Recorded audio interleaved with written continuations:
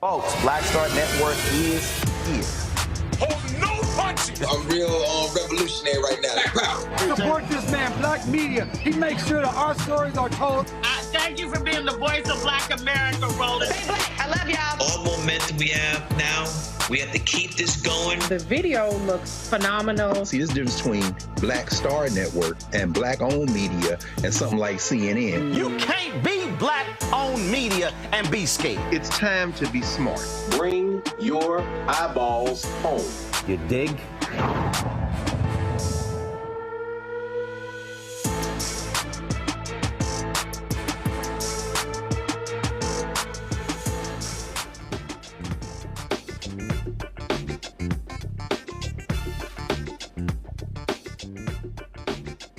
It's Monday, August 5th, 2024. I'm Dr. Ome Kongo Davinga sitting in for Roland.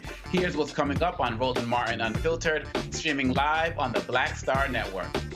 Nebraska's Attorney General and Secretary of State are attempting to nullify two laws enacted by the legislature that restored voting rights to people who have completed their sentences.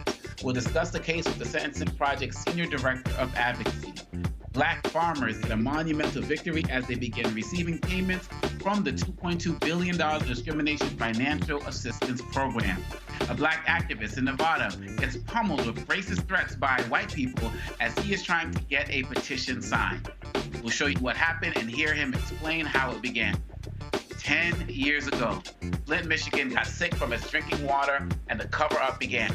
Tonight, we talk to a writer who's been covering the crisis since it began, reflecting on the government failures that created the issue. We'll show you Roland's conversation he had with civil rights attorney Ben Crump at this year's National Urban League Convention about the upcoming 10th anniversary of Michael Brown's death. And do you know what today is? It's our anniversary.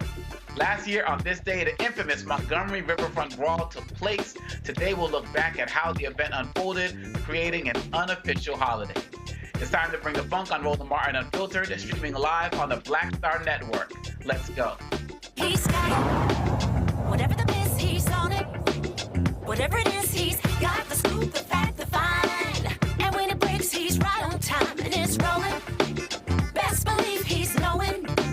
Putting it down from sports to news to politics. With entertainment just for kicks, he's rolling. It's on go, roll, roll, y'all. It's Roland Martin, yeah. Rolling with Roland now. He's funk, he's fresh, he's real, the best, you know he's Roland Martin.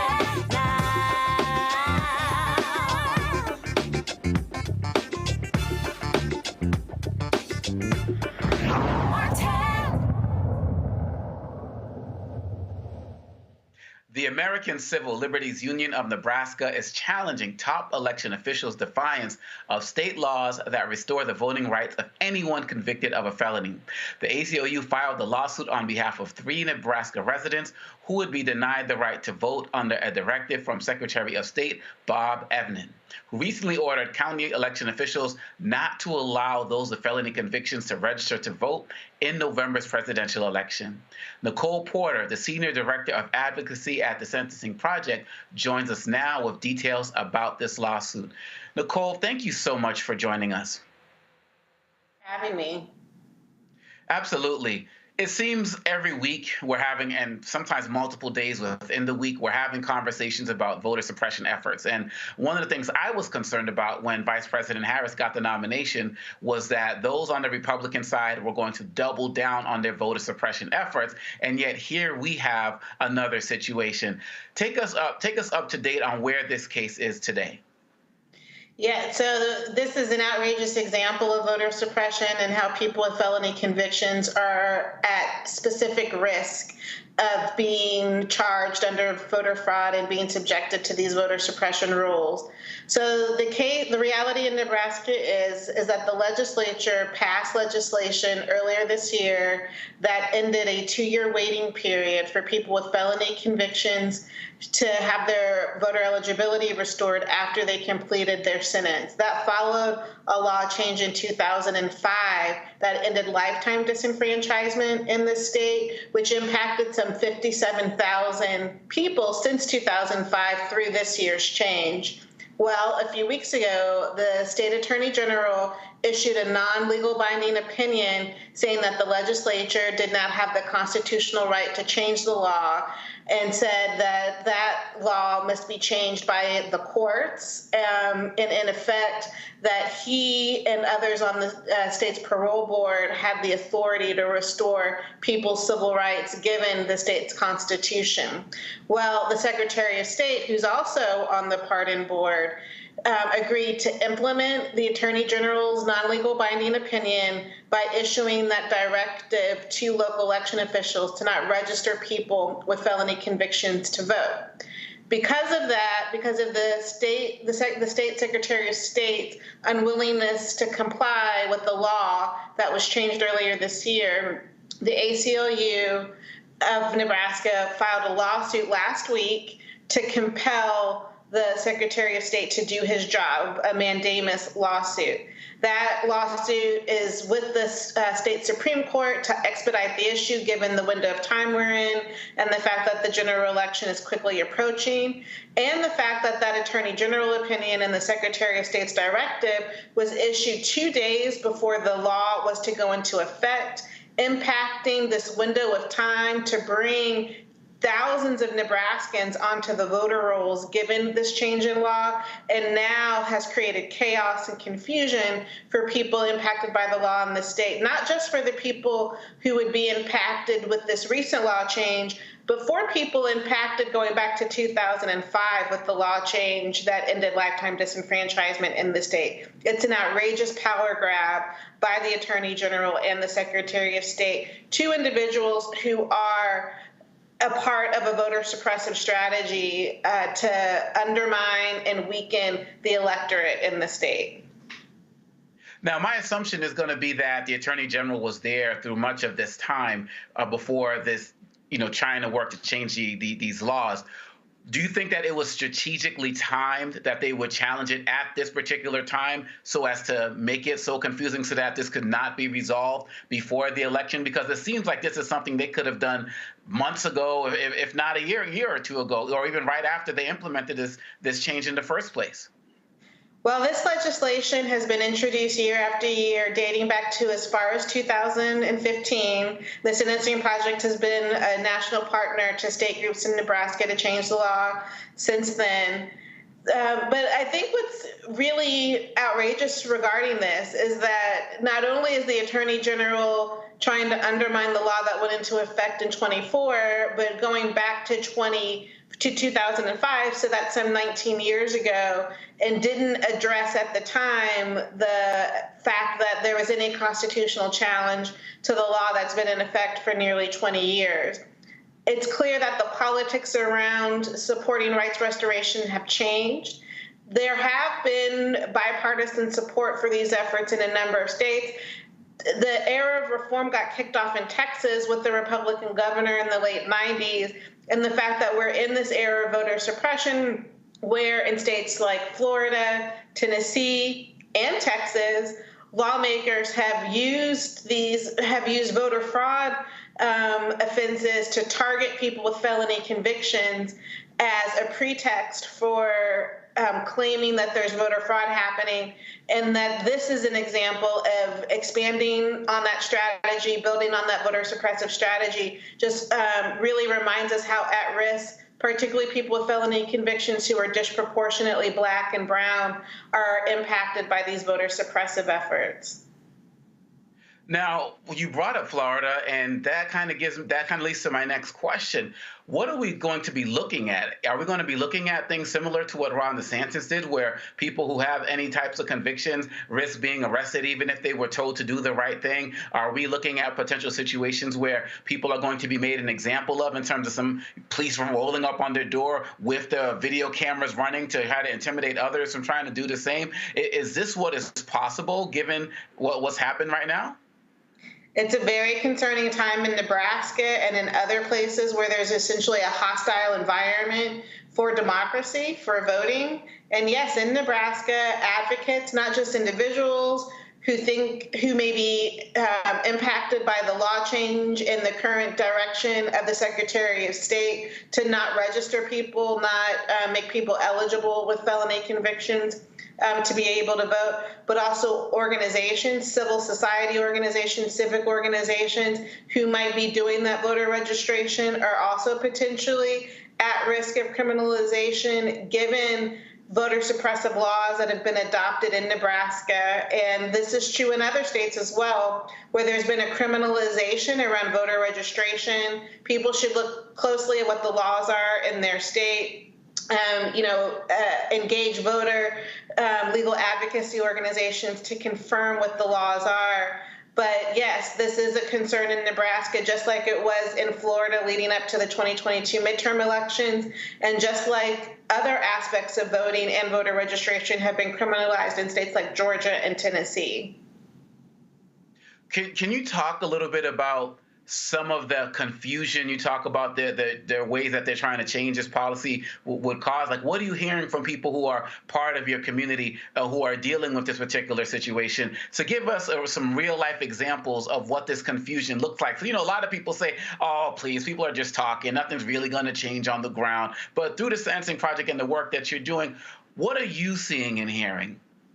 No, it absolutely is resulting in confusion and anecdotal reports from people who are directly impacted, people living with felony convictions who wonder about their voter eligibility, or people who are directly impacted doing reentry services for similar residents with felony conviction histories, have questions about eligibility in Nebraska and in other states. I think one thing that's different about today that is different even about 2000 or previous eras where we were talking about rights restoration for people with felony convictions is that the news is nationalized. So the reports out of Florida in 2022 resulted not just in confusion in Florida, but resulted in confusion in states like Nebraska and Tennessee and North Carolina. People on the ground who may have seen news reports in their Facebook feeds or other social media platforms question how Florida's practices impact their eligibility. These laws vary from state to state, but everyone is a part of a national conversation, particularly in the United States. So what happens in Florida raises questions for individuals in other parts of the country. Everybody should confirm their eligibility. There are legal resources available. People can visit the National Voting in Prison Coalition's website. That's nationalvotingin-prisoncoalition.org. And there are referrals to legal services groups where people can confirm their eligibility if they are living with a felony conviction. But these are the realities that that people are confronted with, that even if they live in one jurisdiction, the news from a different state might impact their awareness of what the laws are and resulting in confusion. And the fact that the laws have changed within states, for example, this year in Nebraska, so there are questions for people living in Nebraska about what their eligibility may be going into the November general election. And what has been the response of the governor to everything that's going on right now? In favor of what's going on, trying to lay low, vocal support. Well, what has been the response of the governor? Well, the governor did not veto the bill, the underlying bill that is at question, that the Attorney General issued this non-legal binding opinion on, and that the Secretary of State has said that he will implement. But what the governor did not do was sign the bill, which signals, not enthusiastic support for the legislation and the governor's unwillingness to stand with those directly impacted by the legislation and other civic organizations within the state who worked so hard for so many years to advance the policy. So what we know is that the governor has been absent on this issue when it comes to standing alongside voting rights and pro-democracy and democracy defenders in Nebraska, and that this decision was put forward by the state's Attorney General and is being implemented by the state Secretary of State. Nicole Porter with the Sentencing Project, Senior Director of Advocacy. Thank you so much for bringing this to our attention, and please keep us posted so we can keep our audience posted as well. I will definitely do that. Thank you for your attention to this issue. No doubt. You take care. You too. And we will be right back. We'll bring in our panel and have this discussion and talk about it a little bit more. You're listening to Roland Martin Unfiltered on the Black Star Network. When you talk about blackness and what happens in black culture, we're about covering these things that matter to us, speaking to our issues and concerns. This is a genuine people-powered movement. There's a lot of stuff that we're not getting. You get it, and you spread the word. We wish to plead our own cause. Too long have others spoken for us. We cannot tell our own story if we can't pay for it. This is about covering us. Invest in black-owned media. Your dollars matter. We don't have to keep asking them to cover our stuff. So please support us in what we do, folks. We want to hit 2,000 people, $50 this month, raise $100,000. We're behind 100,000, so we want to hit that. Y'all money makes this possible.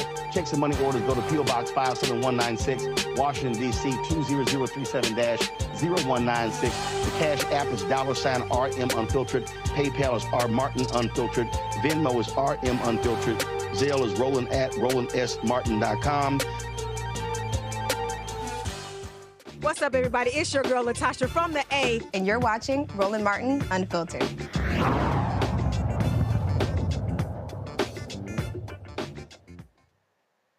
I want to bring in my panel right now, Dr. Julianne Malveaux, economist and author out of Washington, D.C., as well as Joy Cheney, founder of JOI Strategies, also out of D.C. Dr. Malveaux, I'm going to start with you. There's so many things I can ask you, but I'm just going to keep this simple. Here we go again.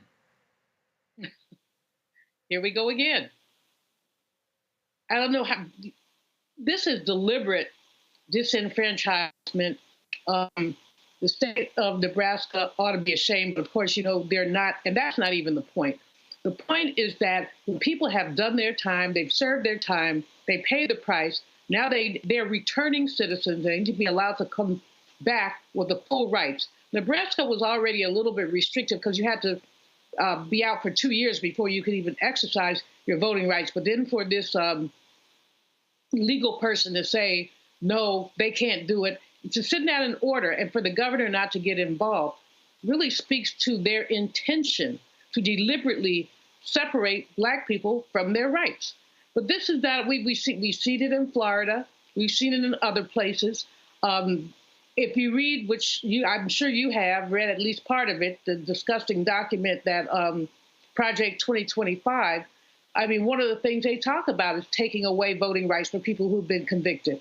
I mean, that document is a disgusting piece of civil rights encroachment, from voting rights to human rights to health rights to anything else. But you see these states falling in line to say we're going to deny people their votes. And there doesn't seem to be enough. I appreciate the young lady that you just spoke with, but there doesn't seem to be enough pushback to say that these people are absolutely have every right to this. So there is a piece of legislation to restore voting rights to returning citizens, but it's not going to get out of the Senate, not under the current circumstances.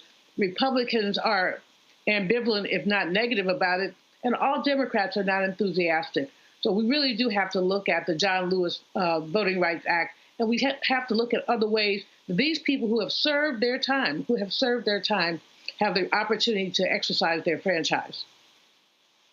And Joy, given the work that you do across the country, you know, we talked last week. When I was hosting, we had somebody who was coming in from Georgia with a lawsuit that was being filed down there. And as I said to our guest, Ms. Porter, before our break, I feared that given Kamala's ascension, that this was going to be doubling down and they were going to go overboard. But it seems like even before she took over, they were already starting to go double down. And I don't know if it's part of the fact that Donald Trump is going out and telling people, hey, you don't even have to worry about voting again. You know, I'll take care of it. Like, is this part of the national strategy? I mean, what are you seeing as it relates to these efforts to suppress this vote across the country? Was it already worse and we weren't paying attention, or are they really going harder right now? Well, I mean, there's no doubt they're going harder right now, but they've been going hard ever since we saw Joe Biden and Kamala Harris win in 2020, and they've been going hard ever since we saw Barack Obama win in 2008 and 2012. They're seeing a growing population of Americans who are not white Americans who they are concerned about. And as we vote more, and as they decide that they're walking away from a whole swath of voters who are people of color, which is bizarre to anyone who can do the math, they're getting panicked. And as part of their strategy for winning, and let me be clear what we're saying when we say they, Republicans. Part of the RNC, part of the Republican, part of the conservative strategy for winning is to suppress the votes of people who are non-white. That's part of their strategy. It has been for some time now. And so long ago, when we thought they were trying to bring in people of color to their party, which of course would be the smart thing to do, they have separated from that. And they have said, if we can't beat them, we'll just suppress their right to vote. That's where we are. You know, the felon disenfranchisement is part of that. There had been a surge of people who, for often religious reasons, were saying, how do you say we believe in second chances and redemption when people serve their time? You ought to allow them to reenter society. And also, we know that reentering society and getting the benefits of society is one of the things that reduces recidivism. But when your goal isn't to reduce recidivism, when your goal isn't to make people whole again and to be ultimate good citizens again, your goal is to suppress them and to make sure that they don't have the full rights of citizenry as you do, to make sure that the people that you have enslaved through the carceral system, right, modern day slavery, are continuously harmed by those decisions. Then of course you're going to do everything you can do to prevent them from being full citizens and being able to vote. But what's really clear is that this is not the rule everywhere. What's happening in Florida, Nebraska, and other places, not the rule everywhere. There are places in the country where if you are not currently sitting in jail, you can vote, right? So please check the rules for who can and cannot vote in your district. Please tell the people in your family, black, white, male, female, indifferent, if they have a conviction, don't let what we're talking about here and what's happening in other places diminish your willingness to at least check and see if you can vote. We know that part of the reason they do this is if someone's serious about a story in Florida, Nebraska, wherever, they might then, they might pull themselves out of the process by saying, well, I'm a felon, I can't vote. That is not the case. That is not the case. So we want you to challenge the system, make liars out of them, and not suppress your own vote by not going and seeing what the rules are in your state. But they must see what the rules are. Dr. Malvo, as you prepare to follow up with what Joy was saying, I want you to also answer the question of whether you think, because people often say that Democrats play checkers while Republicans are playing chess, are you optimistic that this cycle around Democrats are being more forceful in how they're challenging it? And I just want you to add some thoughts on that as it relates to the comments you are about to make. Okay, thanks, Amakongo. First, I want to just say the sister laid out very rousing, and thank you, reminder that people need to check the rules, need to vote, need to encourage their relatives to vote. But I want to say that please check the rules. When people are being arrested, people are being given false information, people are being told, yeah, you can vote, they fill out the forms, and then they get arrested. Many of these people are moderate income people who don't have money for a lot of fines. So people need to be very careful. If necessary, check with a lawyer. I know that Barbara Arnrine, Transformative Justice Coalition, and there are many other organizations are prepared to help people. If you have any question at all, check with legal, because we don't want you getting arrested. We'll be talking about that on Roland too. Now, regarding, I don't know that I'm pessimistic or optimistic, Omakongo, because these cases, what they have in common is voter suppression. How they're actualized is different by county and state by state. I have not seen, except for Arnwine and a couple others, I have not seen folks really go after these states that are suppressing the vote, that are preventing returning citizens from exercising their franchise. I just haven't seen it widespread. I'm glad that we're talking about it here today. And I know we've talked about Florida in the past, and some of the other states. And Joy is right. This is not everywhere.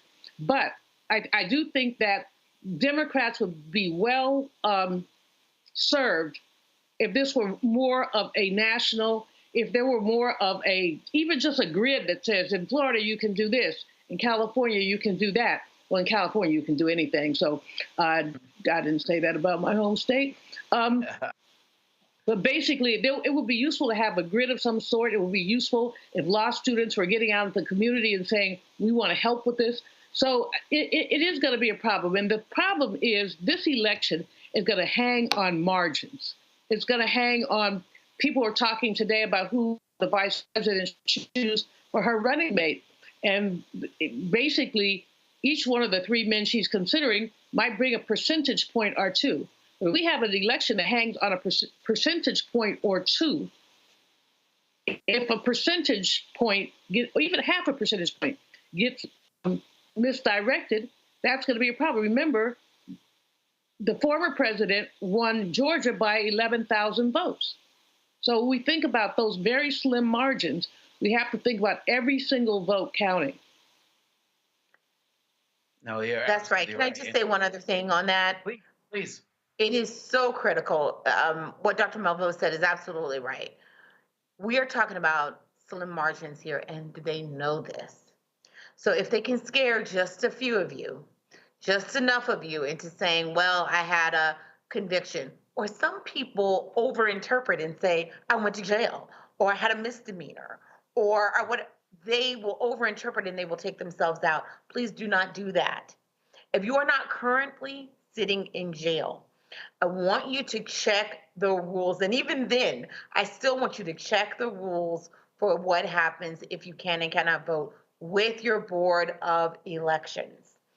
With your board of elections. And yes, we've talked about many other orgs, but every place has a board of elections. We want you to check what the rules are in your area. And if you can vote, please do.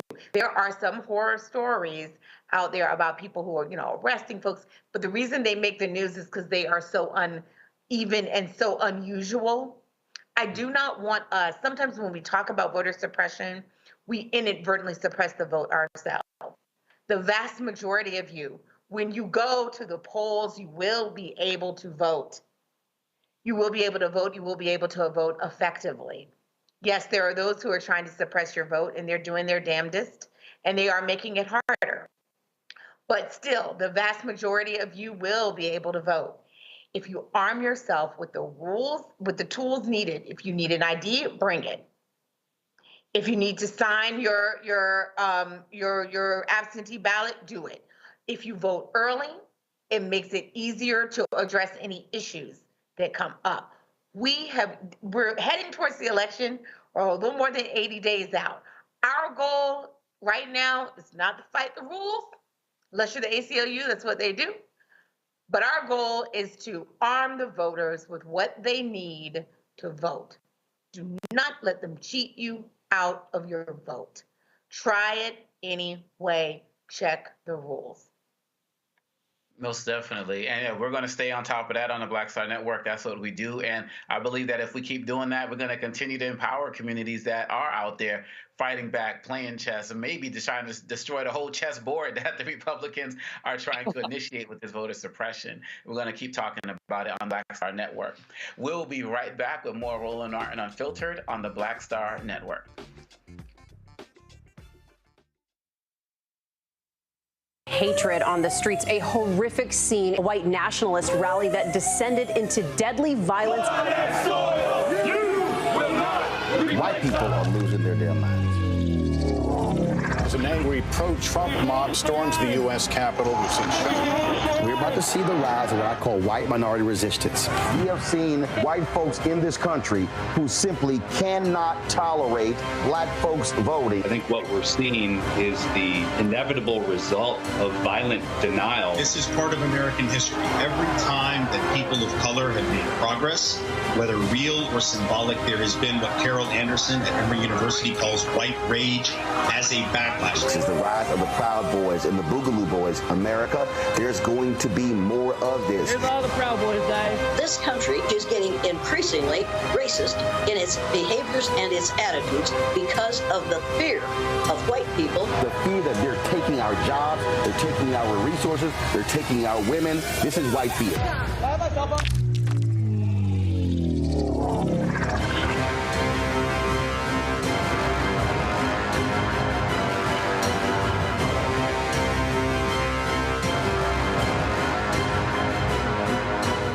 My name is Lena Charles, and I'm from Opelousas, Louisiana.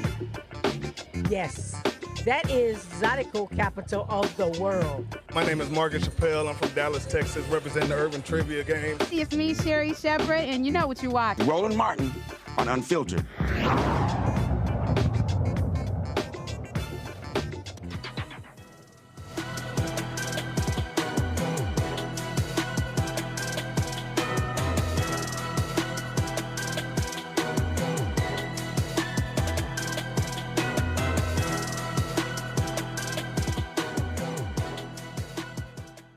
In 2014, the Flint, Michigan official 2014, when officials appointed by then Governor Rick Snyder switched water source to the Flint River to save money.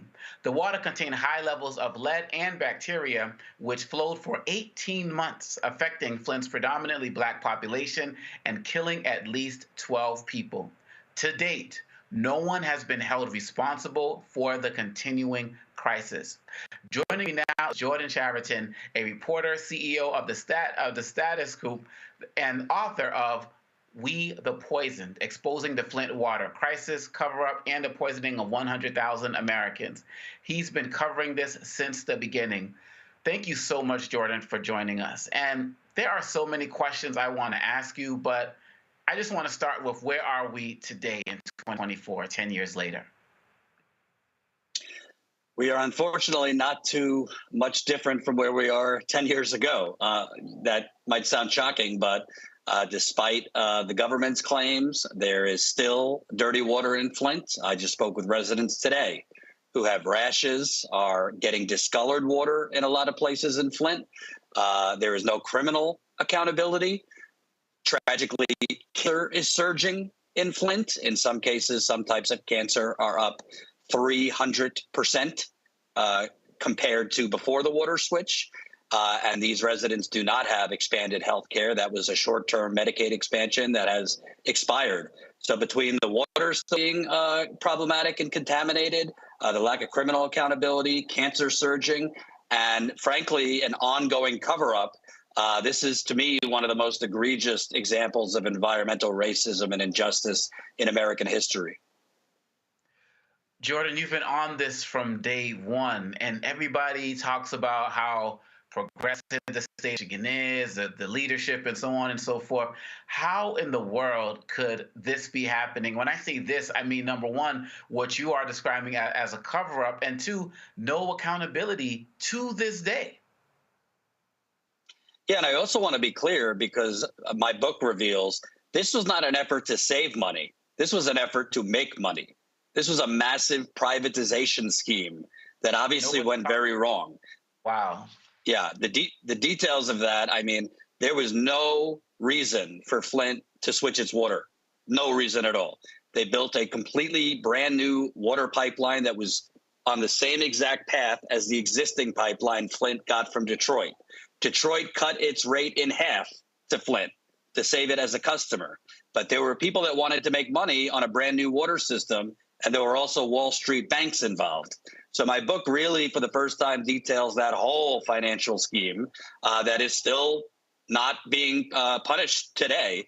The other thing is, you know, the state put out the number that 12 people died. Well, my book will show you a lot more people than 12 people died, including all the people now dying of cancer.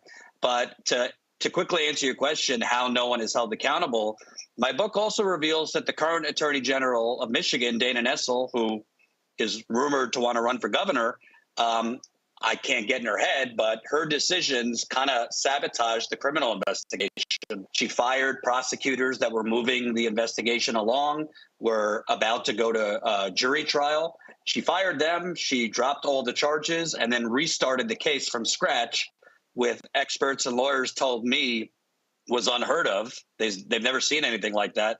And then the prosecutors she put in, as my book will reveal, were kind of overwhelmed. And what ended up happening was the Michigan Supreme Court threw out Attorney General Nessel's charges. So it was kind of between the direct government cover-up and, really dumbfounded decisions by the current Attorney General. The residents of Flint, as of now, it does not seem like they will have any justice. And I'm really hoping that as many people in Flint are able to get the book, because most of them do not know the full details of who poisoned them, but most importantly, why? What were the financial motivations? What were the financial for-profit reasons that went into this issue? Oftentimes people will say things are not as simple as they seem. They're much more complicated than you think. But it really seems that the way that you lay this out and the way that you continue to lay this out, it is as simple as it seems. And it's as simple as the fact that people don't care about this poor, marginalized community. What am I missing? Absolutely. I don't think this could have happened unless a city like Flint, which, if your viewers don't know, once upon a time, Flint was the envy of America. It was literally one of the most booming urban metropolises in the 1950s and 60s. It was the birthplace of General Motors, and it had a vibrant middle class. But for a lot of reasons, including racist housing, racist rezoning laws, white flight, offshoring of jobs, General Motors going to other countries, Flint became kind of like a rotting economic carcass in the early 2010s. And there you had a Republican governor who literally was running on running government like a business. And what did he do? He declared a financial emergency and literally elected unelected emergency managers. There's a lot of focus on right now saving democracy. Well, Flint's democracy was stolen. The emergency manager took power from the elected mayor, from the elected city council. And it's those emergency managers who made the decision, let's use the Flint River, which, by the way, General Motors, Dow Chemical, a lot of different corporations had dumped their waste in that river for over 100 years. It was a known contaminated, polluted waterway. And, let's use a dilapidated water plant that was not equipped to treat the river water. Using the Flint water plant, I say, was like the equivalent of these Boeing planes that are literally falling apart midair. That's what using the Flint water plant. And the mostly white, wealthy officials at the state capitol were making decisions for this majority black community that they did not live in. They did not drink the water. And I don't think they would have been as reckless or as carefree making those decisions if it was in Ann Arbor, predominantly white, 1 hour down the street, or name your wealthier white town. So this was about race. It was about class. And as residents have told me, they were treated as guinea pigs. And my book will reveal, I do not say this lightly, I believe the biggest government cover-up of the 21st century. It involves the federal government, the state government, local government, and Wall Street. And, no disrespect to those who think Watergate was big. Nobody died from Watergate. People are still dying from this. So I really hope, it's hard in today's media world to remember the crises that happened yesterday, much less 10 years ago. But to be clear, an American city was poisoned, the government covered it up, and they've left them to slowly die. Questions from the panel? Joy, I'll start with you. I'm not sure if you said Joy, it cut out, but I'm going to go ahead and start anyway. Yes, Let please. me just say, I'm so glad to be on with you. So this is the 35th, if I'm not mistaken, anniversary of Michael Moore's Roger and Me. which was a documentary, if your viewers have not seen it, on Flint, Michigan, and what happened. You alluded to it before, the siphoning off of jobs when the GM motor plant closed. And I remember being a very young person, I believe, I can't remember, I may have been in elementary school, but I remember watching it. They showed it in school, and it was formative for me, and it reminded me of just how important it was for business and government to work together, and that those people had been left behind. So imagine, our devastation and their devastation to see that even after all of that attention, they were being left behind again with this Flint water crisis. And it's not just them. Obviously, there are things in other parts of the country as well, including Alabama and other places where we have significant environmental discrimination and water contamination. Interestingly, Michigan is also a place that we are all looking to see what's going to happen. Are Democrats going to win Michigan? And there's so much focus on what this Biden, Harris, et cetera, and who and what's happening in Israel and Gaza with the Muslim population there. But what we forget is there are many people who live in Flint, Michigan right now who couldn't possibly be excited about voting and couldn't possibly be excited about government. They should be, because hopefully that's what will make a change. But they have Democrats who are actually in leadership in Michigan. And yet, as our guest said, it's still not been resolved. What do we know, if anything, are the campaigns saying about this crisis, including the new Harris campaign? Zero. Nothing. Most of the Democratic Party, whether it was under the administration, the Biden administration, now the Harris campaign, have kind of pushed this narrative, pushing the government's line that water levels are back to normal in Flint, and that now it's about restorative justice. As my book reveals, the water testing was significantly manipulated. The water is not back to normal in Flint. And frankly, residents need universal health care in Flint. If your audience doesn't know, in the case of Libby, Montana, they had an asbestos disaster back in, I believe, the 2000s. A lot of people died. And during the Obamacare fight, their Senator Marcus said, I'll give you my vote to President Obama if you give my people free health care for the rest of their lives. And they got it. Well, Libby, Montana is about 96% white. The people of Flint begging for universal health care, free health care, and they don't have it. The Democratic Party and Vice President Harris can be pledging to provide them free health care. And also, the overwhelming majority of pipes in Flint have not been replaced, the water pipes. They've only addressed the pipes that go from the curb into your home. Well, the toxic water did not magically skip over the main pipes that run underneath the street or the interior pipes in your home. So residents still have damaged pipes in their homes, and the pipes are bursting. The main pipes are bursting all the time in Flint. So the campaigns, I mean, we know the Republicans aren't saying anything, but the Democratic campaigns of many years have not said anything.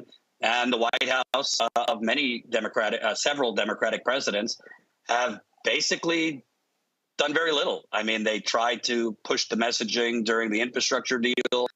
They replaced lead service lines and kind of alluded to Flint.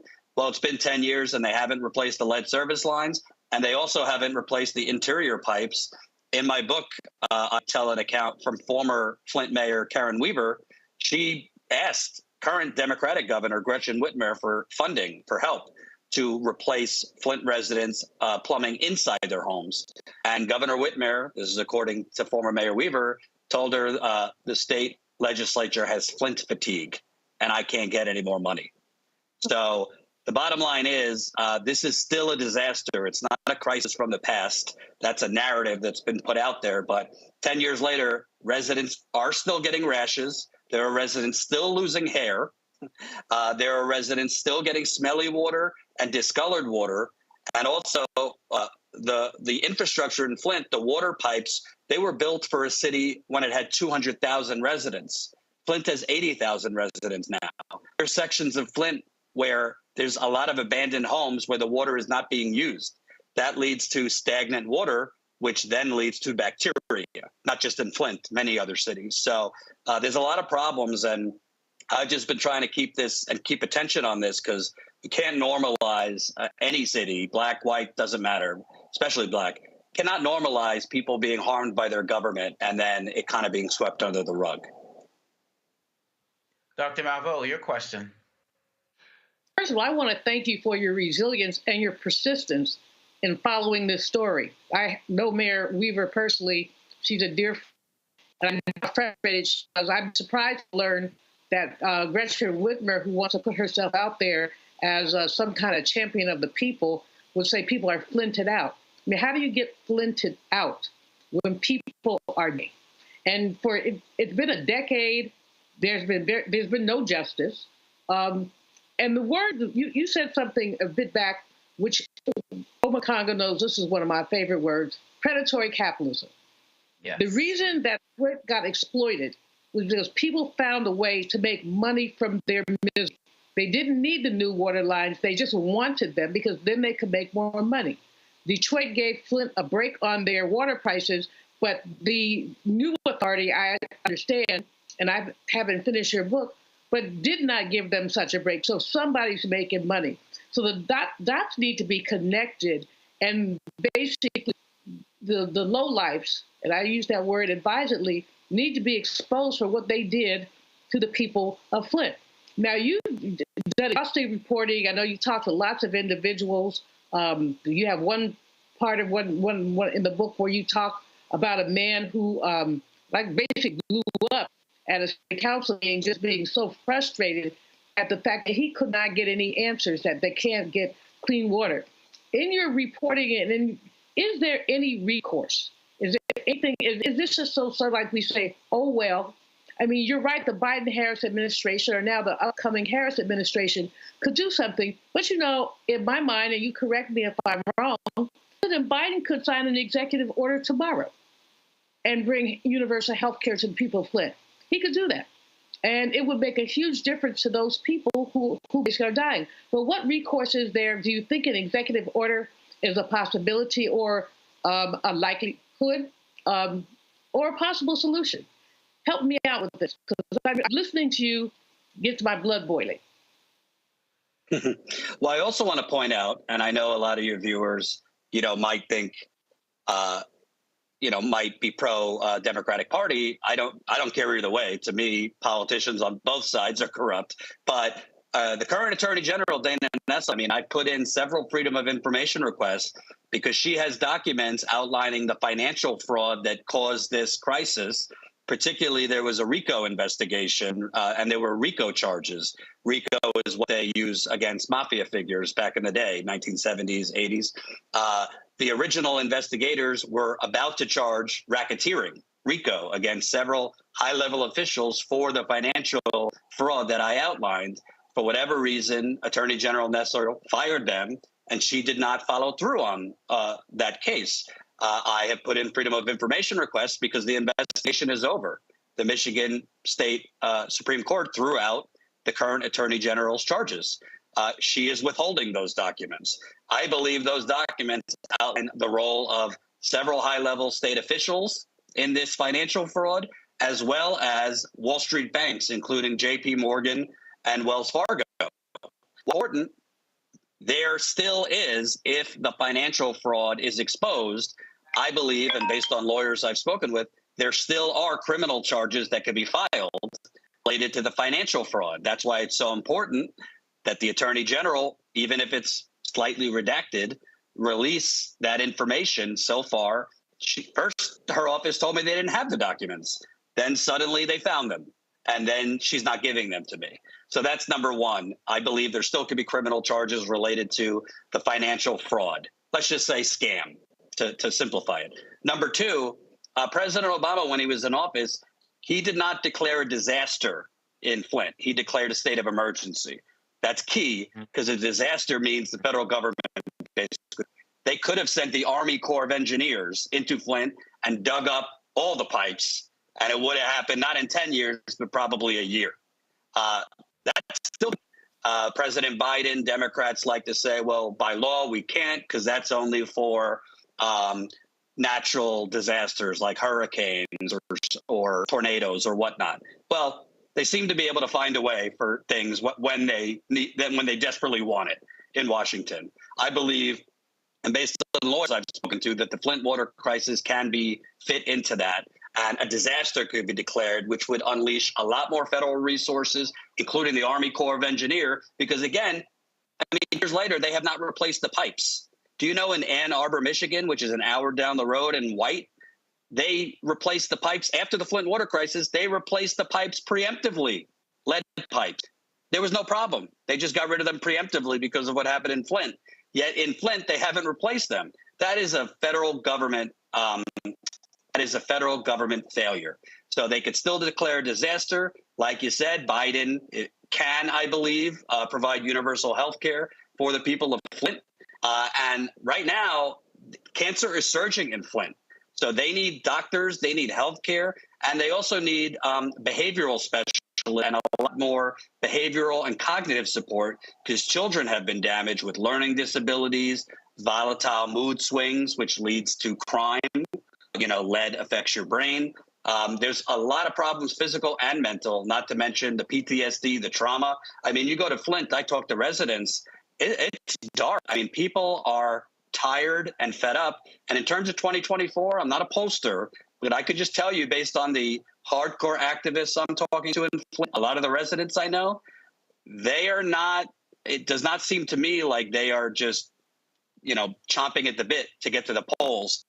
Even Harris. And we know how tight it is in Michigan. So if you get a lower turnout in Flint or Detroit, that could cost the Democrats the election there. So I think that the federal government, whether it be nominee Harris or current President Biden, need to right the wrongs. And by the way, the federal EPA, both under Biden and before Biden under Trump, the federal EPA has not acknowledged guilt and has not settled the people of Flint.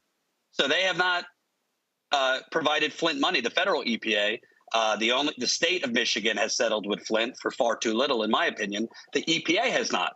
So that's another thing President Biden can do, to pledge to, first off, admit guilt and then settle. So there's a lot President Biden and now nominee Harris could do. Thank you much, Jordan. I really hope that people will check out your book, We the Poison, Exposing the Flint Water Crisis Cover-Up and the Poisoning of 100,000 Americans. And I just want to thank you for your continued and tireless effort on behalf of the people of Flint and your work with the status quo to really call attention to this. And we're going to be here to help keep our people updated as well. So keep us posted on all of your efforts, too. Thank you so much for having me. I appreciate it. Oh, no doubt. No, take care. And you all, we're going to be right back with Roland Martin on the Roland Martin Unfiltered on the Black Star Network. And don't forget, we're going to be talking about that 1 year later, the Montgomery Riverfront Brawl. Stay tuned. We're going to be getting in on that as well. We'll be right back.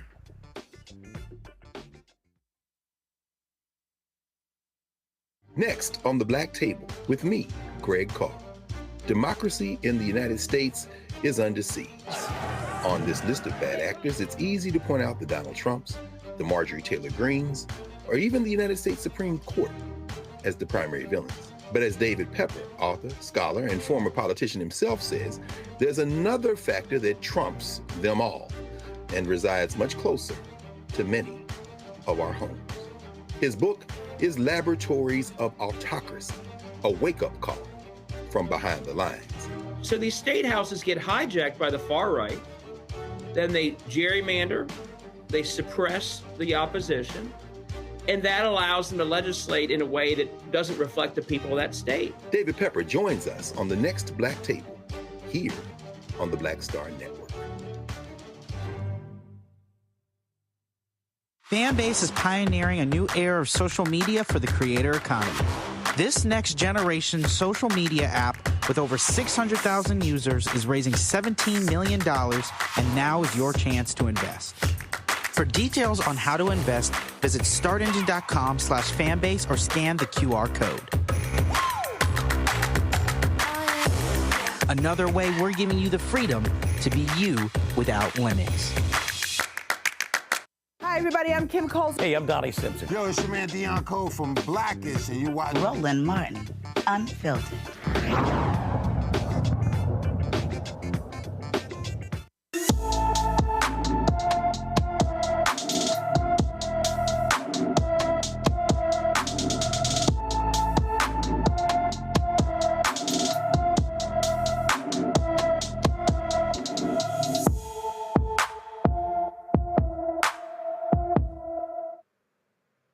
Asada Amon has been missing from her Beaufort, Georgia home since February 1st, 2024. The 16-year-old is 5 feet 2 inches tall, weighs 115 pounds, with black hair and brown eyes. Anyone with information about Asada Amon should call Gwinnett County, Georgia Police Department at 770-513-5700. The Biden administration paid out more than $2 billion in direct payments for Black and other minority farmers discriminated against by the U.S. Department of Agriculture. According to the USDA, more than 23,000 farmers were approved for payments ranging from $10,000 to $500,000. Another 20,000 who planned to start a farm but did not receive a USDA loan received between $3,500 and $6,000. USDA Secretary Tom Vilsack told reporters that the aid is, quote, not compensation for anyone's loss or the pain endured, but it is an acknowledgement by the department. Unquote. That's a very interesting statement. The USDA has a long history of refusing to process loans from Black farmers, approving smaller loans compared to white farmers, and in some cases, foreclosing quicker than usual when Black farmers who obtained loans ran into problems. Most payments went to farmers in Mississippi and Alabama. Now, Dr. Malveaux is the economist, and we talk about this and these predatory economic practices, and I'm thinking of Farmer John, and I'm thinking of the late, great Joe Madison, who fought so much for this. How are you processing this? Some people saying too little, too late. Some people saying better late than never. Some people are saying that much more is owed. Give us your economist take on this. Well, number one, much more is owed. Much more is absolutely owed. It's always difficult to get the federal government to admit that they were wrong, as we just saw in the previous story about Flint. So good for them for doing it, but it is too little too late. When he was Secretary of Agriculture before, Vilsack did not support these kind of payments, which he is now supporting, but it's not very much. When you're talking about you was trying to start a farm, you did everything. These loan applications sometimes over Congo are 40 pages long. So you jump through all the hoops, you do everything you're supposed to do, and they give you $6,000? Really? So there are economic ways that we can measure missed opportunity. There are ways that we can measure, but for their racism, this might have happened. We know that in terms of land, that we as a people have lost so much land. We have only 1% of the land that we had in, I think, 1910. Basically, they've been grabbing our land, and every time we try to do something, there's a door slammed in the face. So while I applaud, Brother John Boyd deserves every kudo that he can get. He's a hero. He is a hero. He's been very persistent about this. He's used his own resources. He won't let it go. He's like a tiger with a tail. He will not let it go, and we all appreciate that. But we know that there is no equity here. There's no justice. Even the people who got the $500,000, tell me, how long they waited for that. I found, actually, it's kind of funny. I was doing a program at the Smithsonian, and I found a cousin, a sister, last name Malveaux, from one of those Louisiana counties, where actually the Department of Agriculture had put she and her husband off of their farm for 2 late payments. They sued, and they got something, but again, they didn't get nearly what they lost. She said that the size of their farm was reduced by like 60%. So they didn't get everything. They got put off. They sued to get it back, and they got it back, but not all of it. So, I mean, it's the way that Black people are treated in this country is shameful.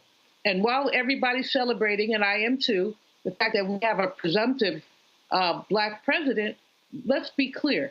Structural racism is not going to go away. We have to keep fighting. We have to put these folks on blast. And so, as I said, all 3 of the things you said at the beginning, not enough, too little, too late, about time. All of those things are true, but even more true is there is no economic justice. And that's what people are really looking for. We look at the wealth gap, Omekongo, and we think about how the wealth gap affects the way that people live, what you have less access to because of the wealth gap. When you think about that, then you understand the extent of the damage that's been done to our people. And 6,000 here, even 500,000 there is not enough to compensate for that. Absolutely. And Joy, real quick before we go to our break, something about this comment bothered me, that Tom Vilsack would say that the aid is not compensation for anyone's loss or the pain endured, but it is an acknowledgement by the department. Why is it so hard to acknowledge Black people's pain? Because they don't want people saying they're giving out reparations. They don't want, and their lawyers review that. It's BS. Excuse me, I don't want to offend anybody. It's offensive. Dr. Bravo, you know, that's, go ahead, keep going. You know. I wrote the part, be unfiltered, sister. It's bullshit, okay? And we know that. And so we have to be really clear. No matter who is in the White House, we have to be 100% clear-eyed that we will be looking for results for our votes. If we're voting for you, we don't want to get to the end of 4 years and still have a Flint water crisis. We don't want to get to the end of 4 years and have to play around the edges around acknowledging the pain of Black farmers and dealing with other economic matters. We need results. And frankly, kudos to the Biden administration for getting here, because we didn't know. I mean, this is a long story, right? That really has spanned almost the full 4 years. So we didn't know where we would be. So we're glad to be here. Thank you for what you've done, but it's not enough. We thank you.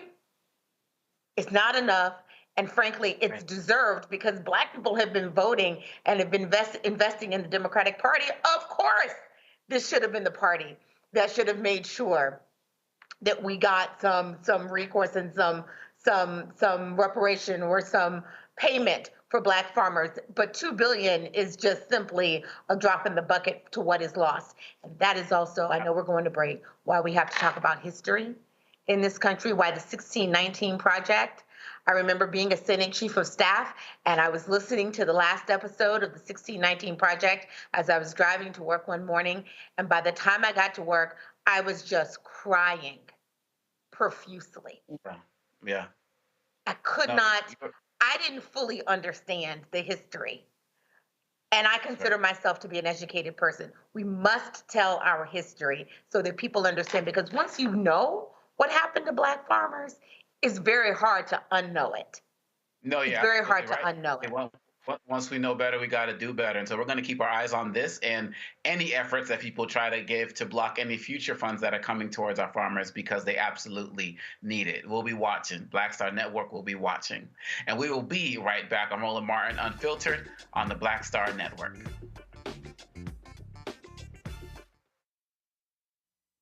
Good job, good pay, good life. Would you be willing to walk away from it to achieve real wealth? Well, that's exactly what this woman did. And boy, did it pay off. Once you make the decision that this is the direction that you're going to go in, I do believe that there's power in having a decided heart. Hear her story on The Next Get Wealthy with me, Deborah Owens, America's Wealth Coach, on Black Star Network. Hello, I'm Jamia Pugh. I am from Coatesville, Pennsylvania, just an hour right outside of Philadelphia. My name is Jasmine Pugh. I'm also from Coatesville, Pennsylvania. You are watching Roland Martin Unfiltered. Stay right here.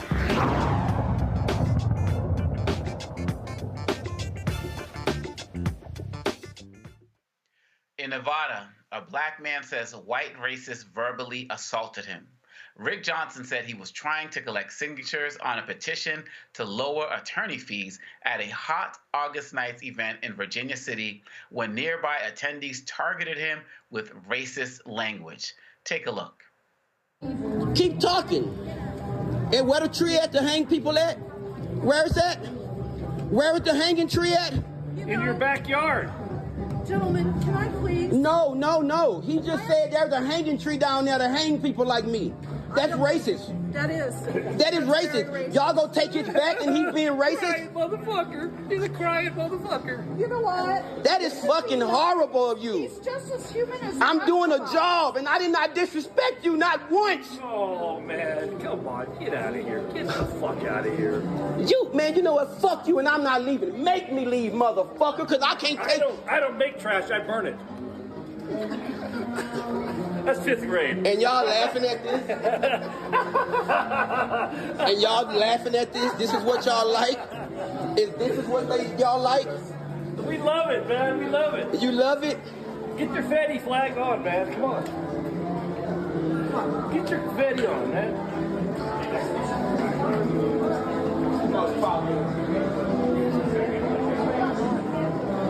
And all of y'all accepting this shit.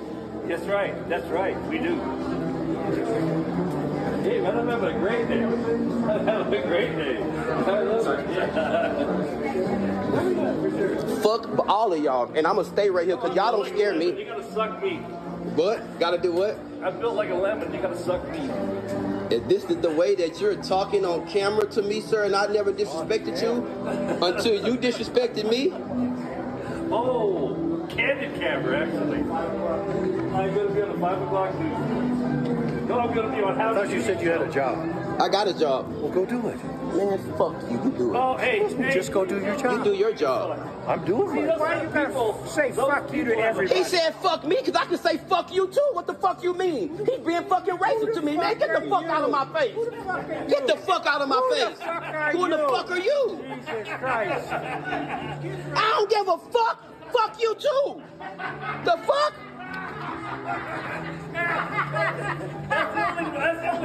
That's the only relation. How you doing? He seems to know. Are you along with them? Yes, he is. Okay, but why is he being fucking racist to me, talking about there's a fucking hanging tree down there? Are you along with that? Are you down with that as well, like him? So, he's my dad, first off. Don't fucking touch me. Don't touch me. I'm not on your property. Don't touch me. Don't fucking touch me. Don't fucking touch me. Do y'all see this shit? I'm not saying nothing. I'm telling you to get off my property. Fuck you. Now what? Let's do it. Come on, let's go. Slap me, hit me. I want you to. I want you to hit me. I love you. You're my brother. No, I'm not your brother. Don't touch me. This is fucking racist to the most. You're my brother. You're wrong. You're my brother. You're wrong. You get out of my face. Do you understand what that means? Do you know where you are? Do you know the history of the town? I don't give a fuck. I'm not doing anything to anybody. Y'all gonna kill me? Kill me. Kill me. Do it. You're my brother. Do y'all see? Don't touch me. I love you, baby. Are y'all gonna allow this shit to happen? This racist stuff? Come on, calm down. No, don't touch me. Don't touch me. Baby, why are you so upset? Don't touch me. Why are you touching me, man? Okay, come on. This is crazy. Calm down. You're causing a big old fuss. Because I didn't do anything to anyone. Honey, I know, honey. Jesus loves you. It's okay. Do y'all see this at the most? Jesus loves him. He just don't get it right now. Calm down. Can you let me go if I can leave, please, ma'am? But but you're steady touching me. Honey, I love you, baby. You're steady touching me, ma'am. This is assault. Do you have a mama? This is an assault. Do you have a mama? Do you have a mama? Ma'am, can you leave me? What are you doing here? I'm doing a job. Well, and I'm not bothering anyone. Well, you are now. You got everybody all upset, But you're touching me. Don't touch me, ma'am. Come on. You're touching me. I have to call the police. That's assault. I'm taking you. He's right here. Let's go. Don't touch me. You don't touch me. I'm not, baby. Can you leave me alone? Y'all gonna allow this shit to happen like nobody cares? Nobody see this racial shit going on? Honey, the sheriff's right here. You can tell him all you want. Your dad just said there's a hanging tree for niggers like me. What does that mean? What does that mean? And I did not disrespect your dad. I asked him nicely, excuse me, sir, are you a registered voter? He said no. I said thank you. And then he turned around and said there's a hanging tree down the road for niggers like me. That's exactly what the fuck he said. And all of them ganged up on me. I have it on video. I'm so sorry that happened to you. And everybody is going along with that shit. Are you okay? No. What do you need right now? Look, I can show you the video. It's okay. Oh my God, I'm so sorry. And all of them just ganged up on me. It's okay. You're all right. You're all right. Johnson posted his follow-up on his TikTok account. Hey, TikTok, what's up? Yep, I'm the guy in the video yesterday that happened to out in Virginia City, Nevada. I just want to tell everyone, thank y'all for all of y'all support. Thank y'all for coming in and putting y'all comments and finding this guy and finding these people, because this is unacceptable. Like, I just want everybody to see that racism don't just goes on to person. Racism is like in all these little small cities and small towns, as y'all can see. I did nothing wrong to that guy. I was only doing a job, and I'm very committed to my job. All I did was ask him would he sign my petition to lower the attorney fees that they have in the state of Nevada. And this guy just started going off and saying all these derogatory, rude, and nasty things, and then his family came outside, and then the chatting and all that in the background, that was very hurtful. I know I could have went about it a little different way, but at that moment, I didn't know what else to do. I was cornered in by a lot of people. I was the only African American that was there with thousands of other people, and nobody came to my help. But I do want to give a shout out to this lady named Tiana. She did come to my help. I want to give a shout out to everybody on TikTok, Facebook, and Instagram that came to my help, that was there for me, sending me love. And I thank you guys for all the different messages. I gotta go, I gotta get back to work, but I will go live and go into more detail of what happened, so you guys can know the more detail of everything. So I thank you guys, and y'all have a wonderful and blessed day. Nevada's Attorney General Aaron Ford issued this statement. My office is aware of the hateful racist incident caught on camera in Virginia City, one of Nevada's most storied platforms. Individuals are shown verbally harassing a black man and apparently referenced a hanging tree during their aggressive interaction with him. As Nevada's Attorney General, I wholly condemn their actions. Such hate does not represent the values we hold here in Nevada, and it should not be countenanced. Accordingly, I have reached out to Sheriff Cullen to offer my support in his office's investigation into this matter. I am proud to be a Nevadan, as are the employees from my office who reside throughout our state, including those living in and around Virginia City. Nevada is rich in diversity with people from different backgrounds, and I know us to be welcoming and kind. Many have already voiced their disgust in the actions that took place. I encourage the others to do likewise. Denounce the racism displayed in the video. That is from Attorney Ford. And now Virginia City officials also released a statement. Earlier this weekend, an incident occurred in which a visitor was harassed during an event, and comments were made that were hateful and racist. We want to make it clear on behalf of the Virginia City Tourism Commission that we find this behavior abhorrent and inexcusable. Virginia City is an incredible historic town with vibrant events and a welcoming atmosphere. We stand wholly against any acts of hatred, racism, or violence. Virginia City is proud to be a town that invites all individuals, and we are working closely with our merchants and event partners to create a community that is inclusive and open to all. Julian, you know,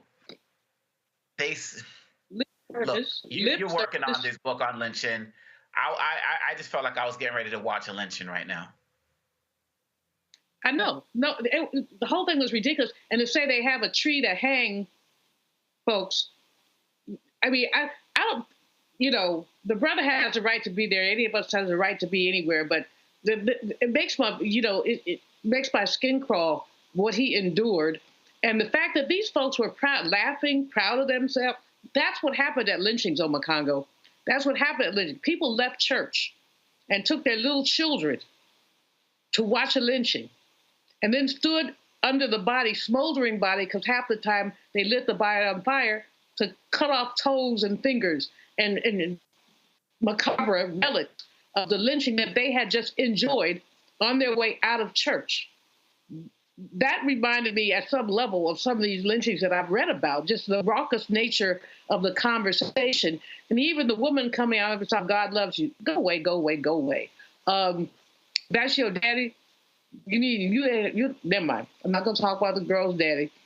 Yes, I am. No, I'm not. But bottom line on McCongo, unfortunately, now Virginia City was a city in Nevada where I believe that movie or that series Bonanza was set. Remember Bonanza? Mm-hmm. And they did hang people. They didn't just hang black people. They hung horse thieves and robbers. Lynching was a part of life. The fact is that most people lynched were black people. But if you found a cattle rustler, you might hang him too. So the fact that they had a hanging tree is not unsurprising.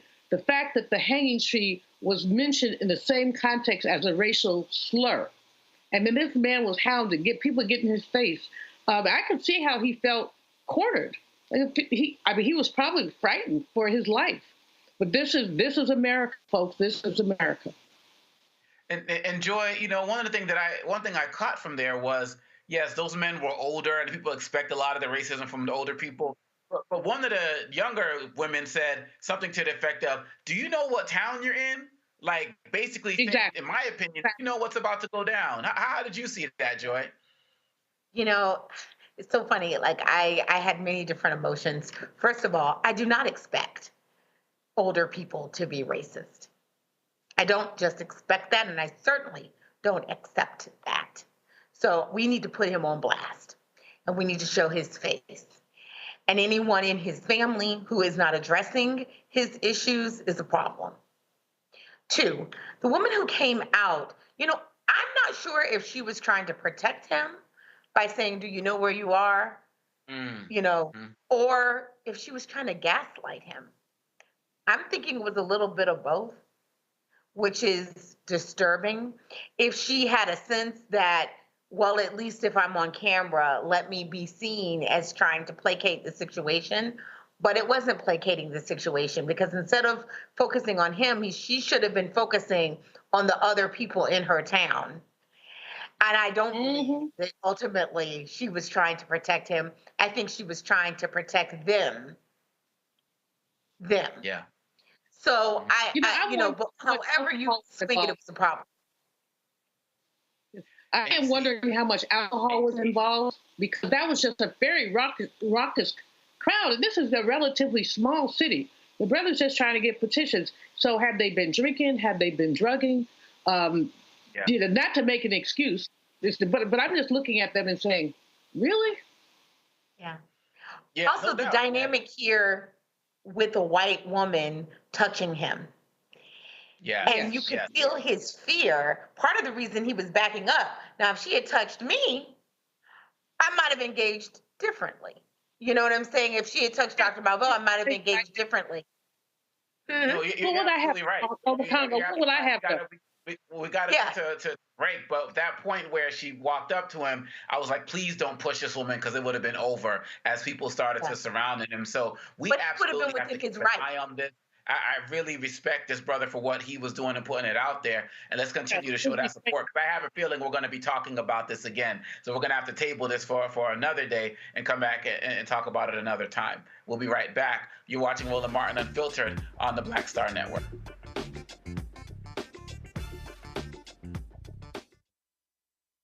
On the next A Balanced Life with me, Dr. Jackie, think about for a moment some of those icky behaviors that you display every now and then. Are you a petty Betty or a crabby Kathy? Where do those less than attractive traits come from? We all have them. And more importantly, how do we get rid of them to make certain that they don't infect other people? Pettiness is something that we all carry. It's just make sure that you carry it well and you don't use it to intentionally hurt. On the next A Balanced Life with Dr. Jackie on Black Star Network. Hello, I'm Marissa Mitchell, a news anchor at Fox 5 DC. Hey, what's up? It's Tammy Roman, and you are watching Roland Martin Unfiltered.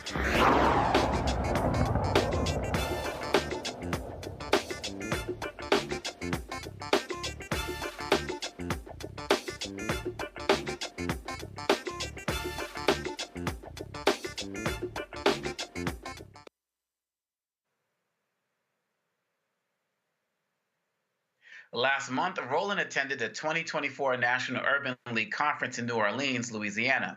There, he caught up with civil rights attorney Ben Crump and had a discussion about the upcoming anniversary of Michael Brown's death and the impact of how he died and how it left an impression on the entire country. Next month will be the 10th anniversary of the death of Michael Brown. And that entire situation really in many ways changed America. Yeah.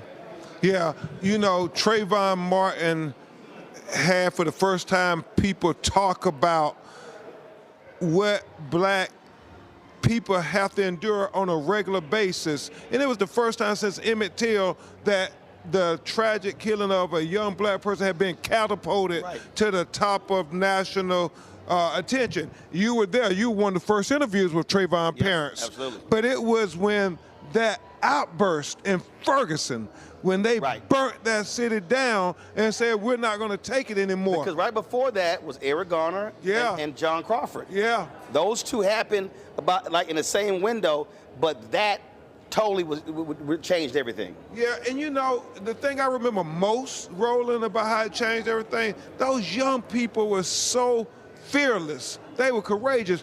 Roland, I remember they had a young kid who had his nose at the edge of the AK-47, the assault weapon of the National Guard, and they were fussing and cursing him out. I'm like, hey man, if his finger slip, you gone. And they was like, it don't matter. If we don't do this now, when these cameras go away, they gonna kill us anyway, so let's let them see what they doing to us when the cameras are here. And I had never saw anybody that convicted to say, we refuse to be silent anymore. And what I remember, the night the DA, I've seen you, I've never seen you that dejected and emotional.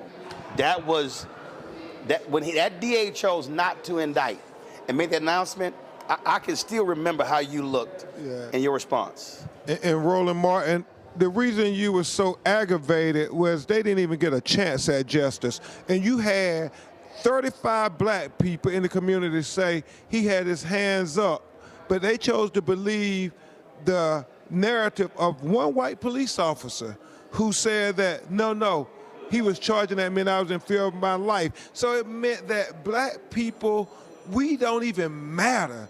You know, like what we say, they always discount. But when a white police officer kills us, they take his narrative as the gospel. And remember George Floyd, before the video came out, they had the police report and they were running with it. And so that's why I was so heartbroken, because that DA, all the rules were changed, Roland. Well, look at this here. Let's go back to Minnesota.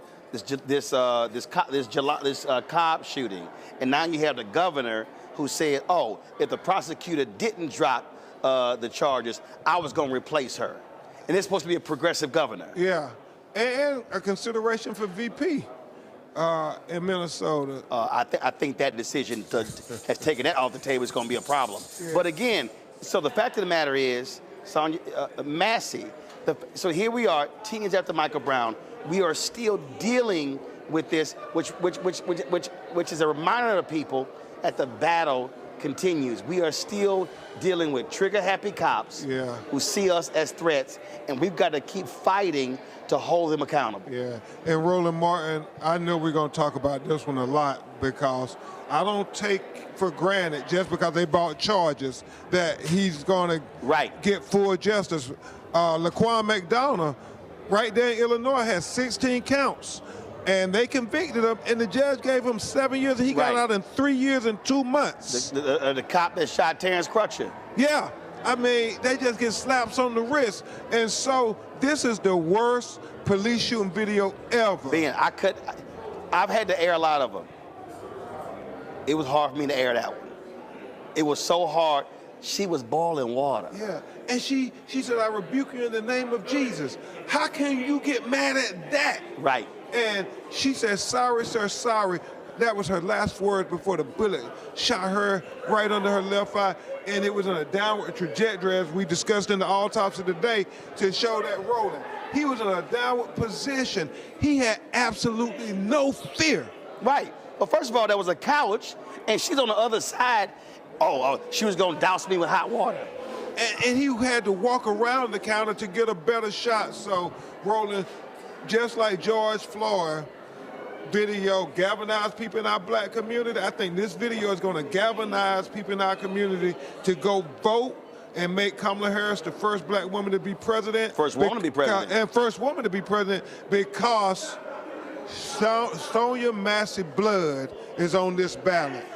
And the vice president reached out to the family of Sonia Massey. We talked for almost 35 minutes. Wow. And even when her staff and everybody was trying to get off the phone, she kept talking. And that's why I love Kamala for many reasons. Obviously, we all are dear friends. But Kamala calls me on every one of these cases. I mean, no matter how busy she is, and you know she was busy this week. Right. And she thanked me for, apparently, she heard what I said on Win with Black Men, right, that you did masterfully, King. Appreciate it, baby. And so and she was very happy, because us black men now got to kill this rumor about we not standing with her. And you led on that, brother. I do want you to speak to this here, because I think Biden, folks, they have not done it enough. This is the most aggressive Department of Justice Civil Rights Division since Robert Kennedy, and they won't talk about it enough.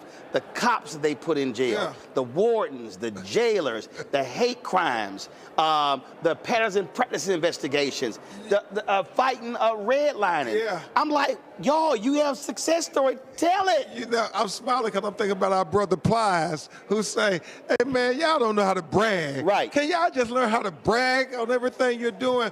But I go to the DOJ. Our sister, Kristen Clark, right, who you emceed her lawyers committee for civil rights when she was executive. Kristen Clark is doing extraordinary things, man. She is what we dreamed about, being at the Department of Justice over civil rights, because she is not holding back. She said, I came here for a purpose. I'm not worried about the next year whether I get to be Attorney General. Right. She said, no, I'm going to do the right thing.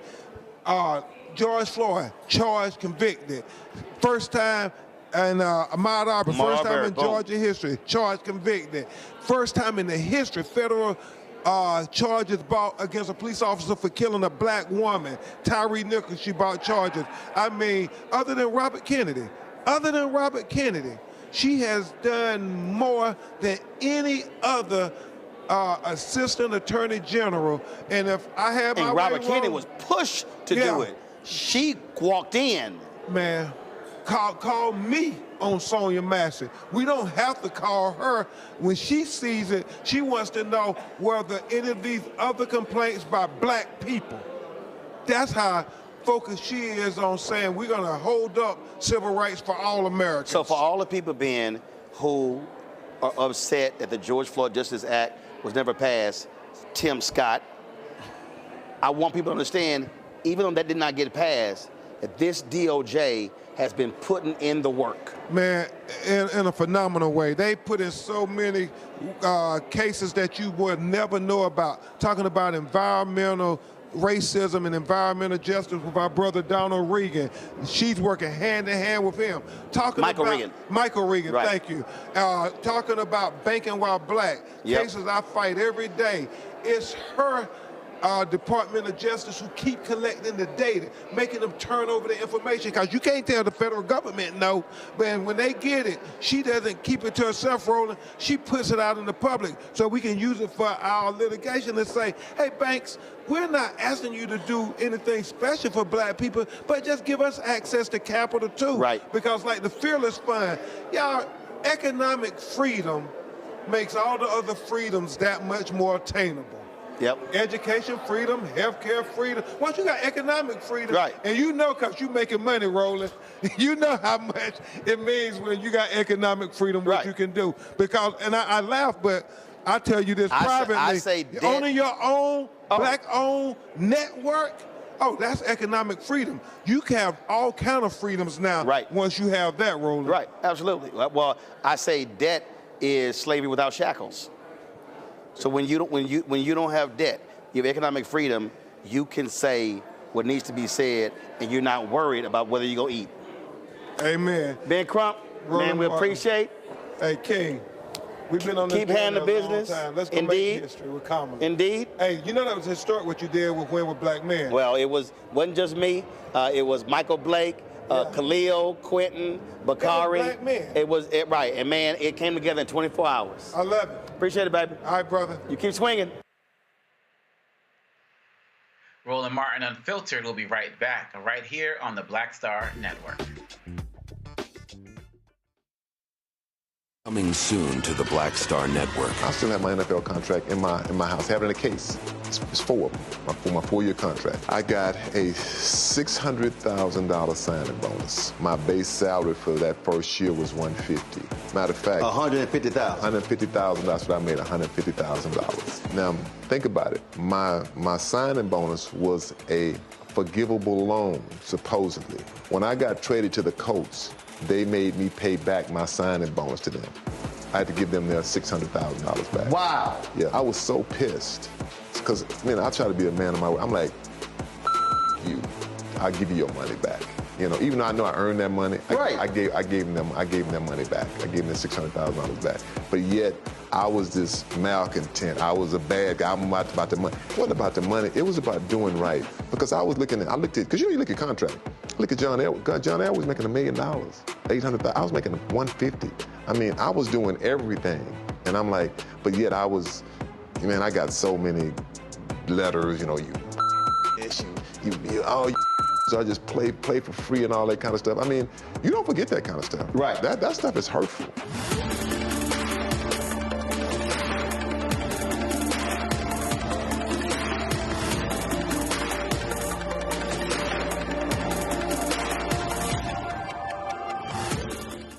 Hey, yo, what's up? This is Mr. Dalvin right here.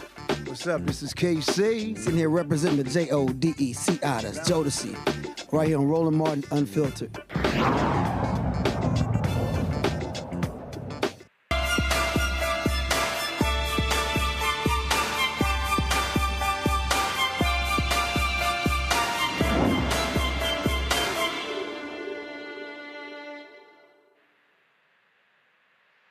Cancer disproportionately affects minority populations, leading to higher incidences and mortality rates. Mental health issues further compound this disparity. Approximately 20% of Black adults experience conditions such as anxiety and depression, which a cancer diagnosis can significantly worsen. So patients not only have to deal with the disease, but also the mental stresses that come with it. Dr. Wendy Garvin Mayo launched collaborative cancer care and mental health practice that supports cancer patients, survivors, and caregivers. And she joins us now. Dr. Mayo, thank you so much for being with us tonight. Thank you so much for having me. I'm excited to be here. No, absolutely.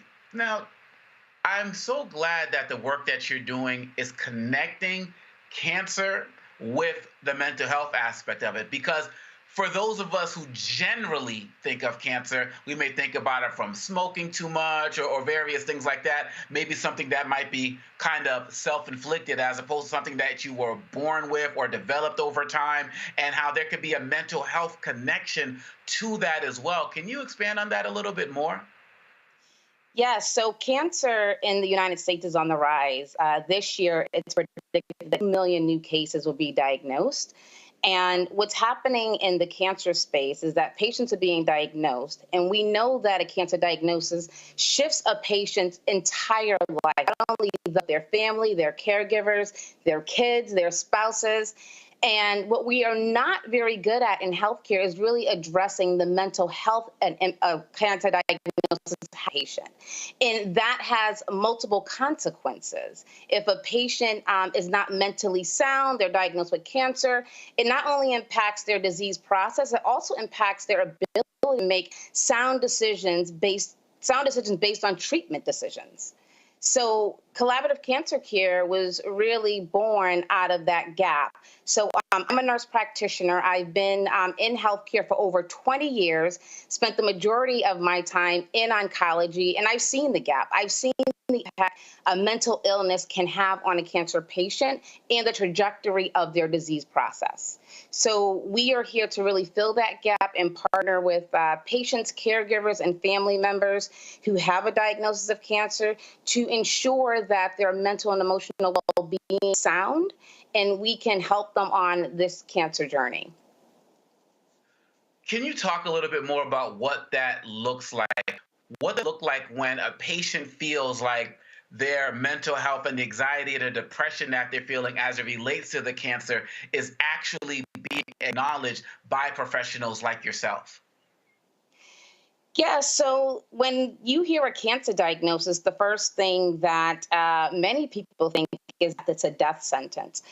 We have done, amazing things in cancer care and in the clinical research area, in the pharmaceutical sectors, that patients are living longer now with cancer. So we have so many more cancer survivors in the United States, which is a great thing.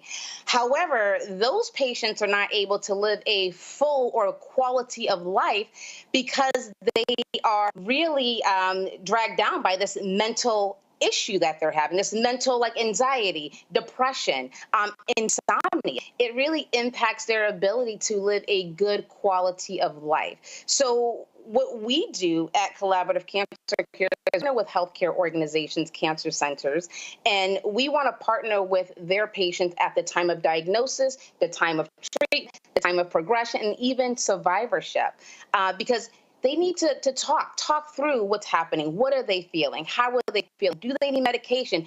Do they need integrative mental health therapies? Do they just need someone to sit down with them and educate them on the disease, what's happening, that it's not a death sentence, depending on the type of cancer and the progression of the cancer. So patients feel seen and heard when their provider can look at them and say, hey, I know this is a tough diagnosis, but hey, I have a resource for you. I have a resource. Here is someone, here is a advocacy group, is something to help you address that. And one thing that healthcare professionals need to really understand, it's not one and done. Because we see patients in the clinic and we do a good job of doing the patient education on disease and treatment at the beginning, may give them a big pamphlet, right, of resources, but this is an ongoing journey. We have to reinstitute these resources throughout the cancer journey and cancer treatment. And is part of your work, does it also include services for the families of those affected as well? And what are the challenges that they face? Yeah, absolutely.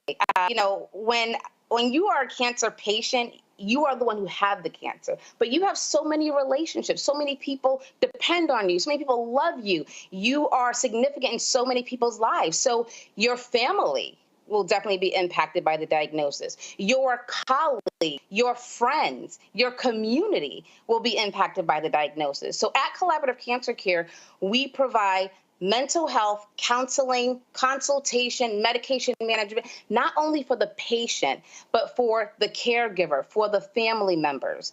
And when I say family members and caregivers, because sometimes some caregivers are bereaved, their loved one has already passed on, and they never had any mental health support. So it can be 2 years, 3 years, 20 years. It's going to be a lifetime journey. So even those individuals who have been bereaved for a very long time can also be part of our community, where we will help support you to really live a full life following the death of your loved one. This is just so important. I'm so grateful for the work that you do. And just in the name itself, I mean, we're such a communal people. And so to be providing these services when we often don't get them elsewhere is just really important. So I really want to thank you, Dr. Mayo, and the Collaborative Cancer Care Organization for all of the work that you're doing. And I'm hoping that more people will reach out to you for your services. Thank you so much. Absolutely. Thank you so much. Okay. Take care. And we will be right back at Roland Martin Unfiltered on the Black Star Network. It's time to talk about that brawl, y'all.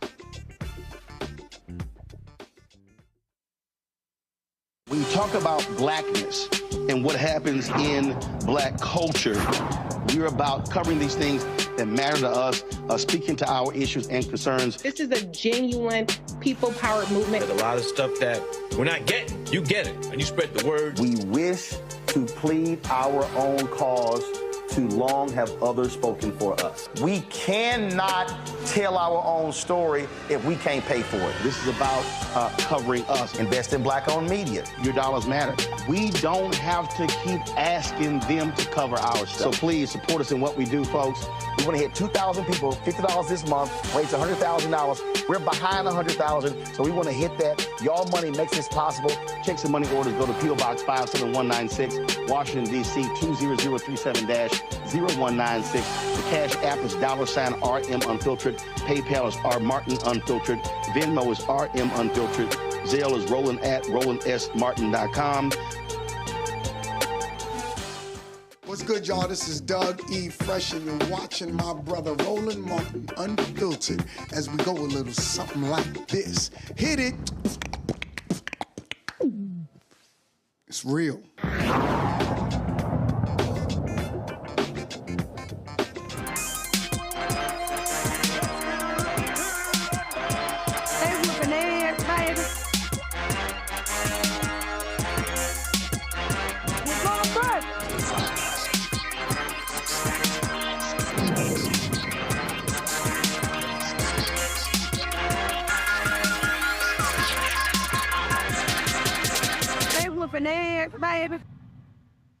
On August 5th, 2023, a throne cap in the air alongside Montgomery, Alabama's riverfront signaled a series of events that sparked a melee heard around the world. It all started when a group of white boaters, mostly from Selma, would not move their pontoon boats reserved for the Harriet II riverboat, waiting to dock for 45 minutes to an hour. The captain called over the public address system for the owners to move their boats, but no one responded. That's when co-captain of Harriet II, Damian Pickett, and deckhand Daniel Warren, a 16-year-old, went ashore to address the situation. And Joy, that's when the fight broke out. Do you remember that? Sorry. Yes, I do remember it. I mean, cathartic is the one word that I would say happened there. It was just a culmination. Okay. Can you hear me? Yeah, no, I was repeating you saying cathartic. Cathartic. And when you think about the history of that particular dock, yeah, I mean, it wasn't just, it was the ancestors really coming out and saying, not just the cap, the ancestors saying, look, we've had enough. And it ends here today. Let's be clear. These were a group of drunk white people who were blocking the commerce-inducing riverboat from docking. How arrogant. When they were asked nicely to move, they refused to move, and then they attacked in a mob fashion, not unlike the one that we were originally talking about earlier tonight, right? The beginnings of a mob fashion. They actually did it almost like a lynch mob, trying to attack this black man, and the community got involved. The best part was when the guy jumped off the riverboat and started swimming to shore. We all, you know, they came to his defense. Now look, I hate to see any kind of racialized fight in this country, but we have got to acknowledge that this undercurrent exists. And while I hate to see it, I'm glad that we are at least acknowledging that all is not well in our country. And we don't have to talk about it all the time, but it exists. So when you wonder what's happening in your workplace while you're not getting a promotion, when you're wondering what's happening with your schools, you know, your children's school teacher, is she undermining the mental health of your child? When those things are happening, when you're wondering why are all these people voting for Donald Trump, a veritable, you know, idiot, right? Or at least one who pretends to be someone who doesn't care about any of the things about any of those people on that dock. Why would you vote for him? Why are so many people voting for him? You gotta wonder what is undergirding that. This is what's undergirding that. We have a history of unresolved angst and racial animus, and we have got to address it. We have got to talk about it. And so, anyone who did anything that was illegal there or excessive, black or white, they might have to have suffered consequences. I wasn't happy to see it, but it's emblematic of where we are. And yes, the black Twitter, black social media memes were outrageous and just shows that you cannot outdo black people. We can fight for injustice and we can do it and find the humor in it, because if we weren't laughing, we would be crying. Dr. Malveaux, your thoughts then and 1 year later now? Well, 1 year later, what has happened? What has changed? Not very much. I mean, the hoodlums who attacked that brother, they got very minor sentences. I think the one who got the longest sentence got 3 months. I think that's very insufficient. Of course, we all laughed about the white chair and Aquaman, the little brother who jumped off the pier to come and rescue the brother. There was also another one where this white woman had jumped on the black man, and this sister seemed to have leaped from some balcony or somewhere because she knew that black man could not touch that white trash. And so she leaped down somewhere and basically took care of that white woman. Joy, I don't know about you. You say you don't like racialized violence. This country was built on racialized violence. I mean, it's not, quote, as bad as it used to be. We're still talking about Michael Brown. We just saw the brother in Nevada. Ben Crump and Roland were talking about Sister Massey being shot in the face behind some boiling water. This country is built on racialized violence. Now, we would like to think that we've gone further, but it doesn't take very much. Why do these little young white boys, what made them think they could just park their boat anywhere? They were asked nicely to move. The boat that the brother was captaining had I think 40 or 50 people on it. So they were all inconvenienced because of this white arrogance. But this, Obakongo, you hear me talk about this probably ad nauseum. It's part of the culture. You do whatever you want to for black people, you want to do to black people, and expect no consequences or minor consequences. You look at 4,700 plus lynchings that happened in our country. Fewer than 20 people, and I'm probably exaggerating, very few people were ever found guilty. These lynchings occurred with the concurrence of law enforcement. That's why they had so many lynched by or killed by hands unknown. Yeah, they knew, they just weren't saying. And so then, there are aspects of this that Joy is right, that are humorous, but at the end of the day, it really does speak to the state of this country. And the fact that I don't know quite how we get past the racism, because it says American as the flag, the racism. But it's there, it's alive and well. Now it's James Crow Esquire, not Jim anymore. And many of our more civilized people, or appearing to be more civilized, would never think of using the N-word in public, but they would think of denying you a promotion. No doubt. I appreciate your recollections on this, both of you. And I want to thank you both. Thank you, Dr. Malveaux, and thank you, Joy, for joining us tonight and recounting this particular important moment of history. Looking forward to seeing you next time. Thank you. Great job. Have a good night. Thank you. Thank you. And we did a segment on this back on August 7th, 2023, discussing this event. And we want to play the segment for you right now, 1 year later. All right, y'all. So I'm in Birmingham for the NABJ convention. 7 a.m., my phone goes off. Man, have you seen what happened in Montgomery, Alabama, which is right down the street from Birmingham? So apparently a security guard was trying to arrange boats as terms of them docking. And so this one boat, the folk did not want to move their boat. So this black guy tried to actually do it. And all of a sudden, several white men began to brutally attack him. And man, they did not see the black 54th coming. They didn't see it was a scene out of glory. They didn't see it was the 761st Battalion of Patton's Army. All of a sudden, brothers and sisters came out of nowhere, and it wasn't nothing but a bunch of Nat Turners left and right, swinging left and right. Rotate. That guy in the white shirt is crew from our little dinner cruise boat who got off our ship to go over there to move that black pontoon boat on his own because those guys who parked there were told not to leave it there and they left it there. So he's just pushing it off. That's funny. Took matters into his own hands. I love it.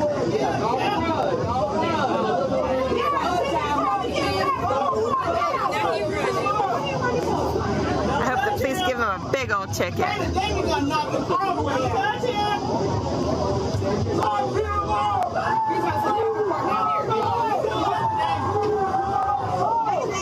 Ooh, confrontation with the owner of the boat.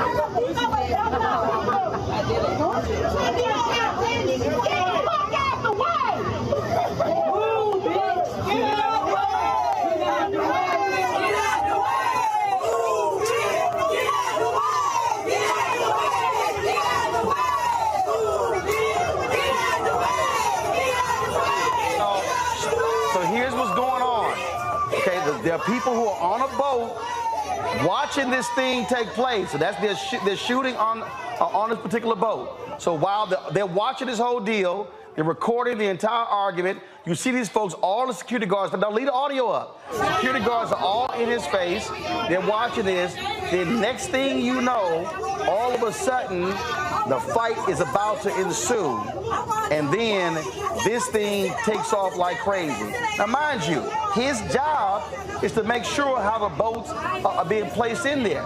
These people dared to get an attitude because he started moving the boat. That's why they upset. And so you see all the pointing going back and forth. You see the arguing going back and forth.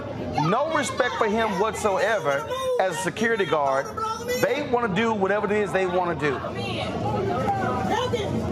And all of a sudden, this thing about to get real physical real soon. In about 30 seconds.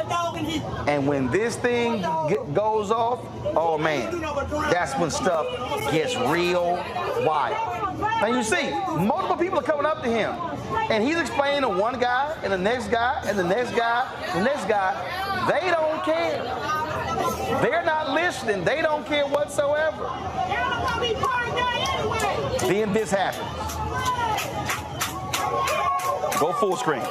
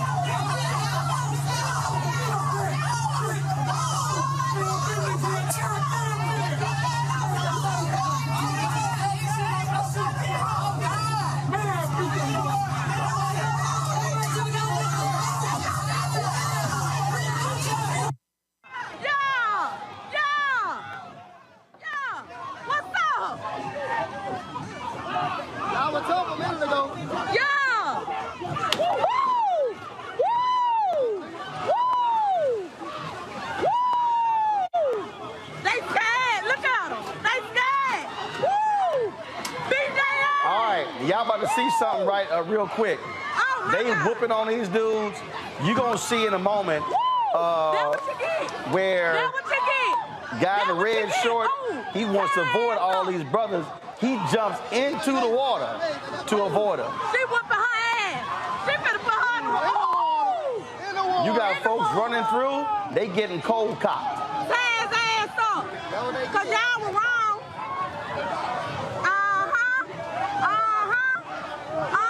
Watch this. Oh, damn. Oh, hell. They start backing off. A man in the red short start getting in the water. Now it's going to be a white woman in the red dress. She wants to get in on this. The brothers don't want to hit her. And then two sisters come strolling through saying, yo, we got it. Yeah. We got it. Get in their ass. Oh, look at the bras. The bras jumping their ass. Because y'all were wrong for jumping on that black man like that, baby. What y'all thought was going on? They put their ass in the water, y'all.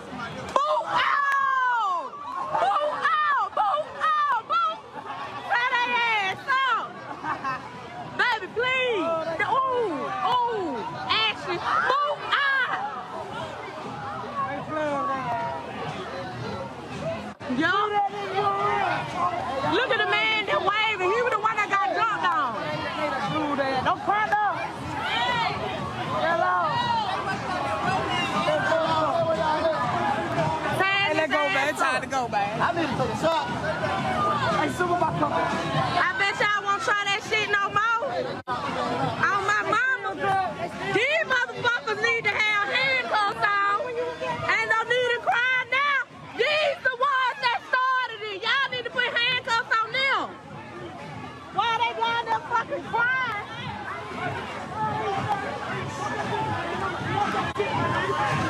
Them the ones that need to have the handcuffs on right here. Miss Susan McCluby and all of them. Yeah, they got clubbed up. All of them. All of them. Yeah, come get them. Come get them. Come get them. Yeah.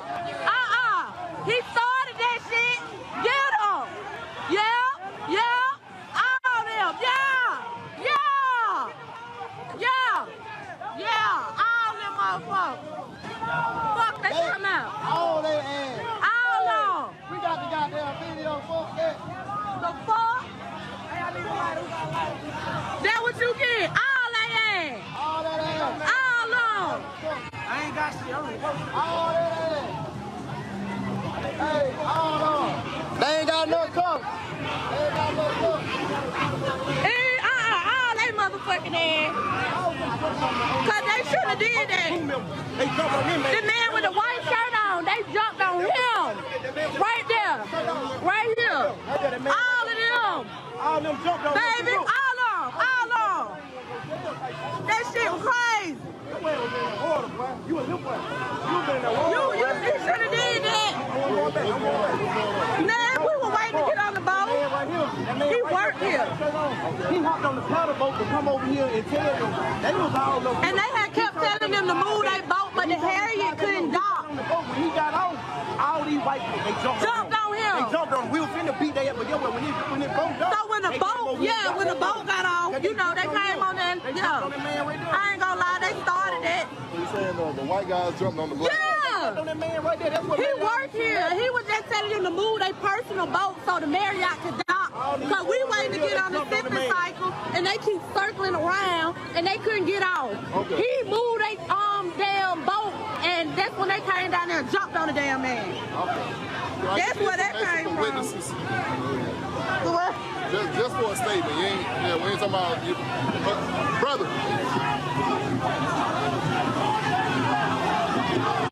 Yeah, they jumped on him. They shouldn't even be arresting him.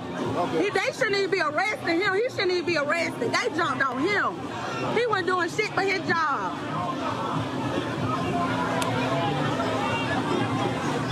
And they don't need to cry now because you were jumping on him too, baby.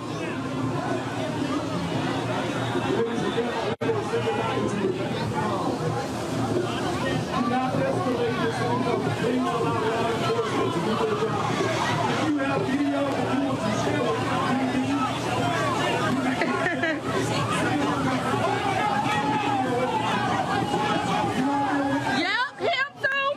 Him, right here. Him. All them, baby.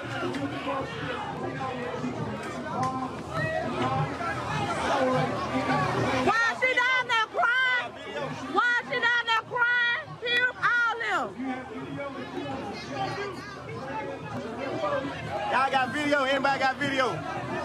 Anybody got video? We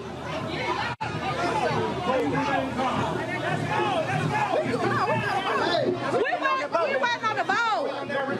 Baby, we waiting on the video. I know we waiting on the second cycle. Ma'am, you got a video so I can see you. Huh? You got a video. Well, I'm toe holding on your damn street. Stomping, jumping, bumping, every car off in this damn thing. Throwing the balls up at these soldiers, screaming and bleeding from their nose. But when we start, it's where we make them hit the flow. Ain't no game off in this thing. We be deep off in your part. All right, so I want y'all to see. You see this white woman, she come running down right there in the white. Then all of a sudden, she jump in there. She about to end up in the water. Watch. That sister's dragging her up. She now in the water. Hey, I told y'all what was going down. This thing got crazy. This thing got crazy. You had chairs that were flying as well. Let me tell you something. It was unbelievable.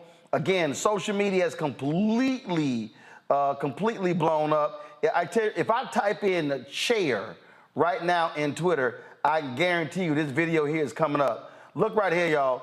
There have been folks sitting here taking pictures with the chairs. They were sitting here. I mean, all of that. You've seen. Here's another angle of folk swinging. They were not playing around in this battle in Montgomery that took place at the riverfront, and it was just again unbelievable. And look, the memes have been flying left and right. Somebody put this tweet up. The National Museum of African American History and Culture already got the Battle of Montgomery chair on display. That's one of the memes. Roll the next one, y'all. Come on. Come on, let's go. Here we go. Guns down, chairs up. We've seen that one. Keep going. Keep going. Try that in a small town. Bloody Saturday, Montgomery. This brother already got a photo of the brawl on a T-shirt and already selling the shirt. And he says, on my way to Cracker Barrel to celebrate. All right, let's go to the next one. You got the photos of George Floyd, MLK, Rosa Parks, and Malcolm X on this image here. Keep going. We got this one right here. Bat signal and help came immediately. My man threw his hat in the air and the cavalry came running. All right, next, let's go. Have a seat, 1955, drop the lower third. Have a seat, 1955 in Montgomery. Have a seat, 2023. Let's go to the next one, y'all. Let's go. More memes here. Keep going, keep going, keep going. We see that, not the SS dead ass pulled up in Montgomery. We got that one right there. Keep going. What we got? What's the next meme? They're calling homeboy Aquaman. Guess what? We actually got a statement. That brother right there already has a publicist. Do y'all have the graphic up from his publicist? Heartfelt gratitude from the publicist of our hero. Y'all have it? Go ahead, pull it up. We hope this message finds you well and filled with joy as we come together to celebrate the remarkable act of bravery and compassion shown by Aaron, our cherished young hero. While I'm reading, y'all got the video of him swimming across that water? In the face of adversity, Aaron selflessly came to the rescue of a fellow colleague, showcasing courage beyond his years. We are immensely proud of his actions and the values he exemplifies, standing as an inspiration to us all. Show the video of him swimming. The overwhelming love and support pouring in from all corners of the state and surrounding areas have deeply touched Aaron. Your kindness and encouragement have shown him the power of unity and the warmth of a caring community.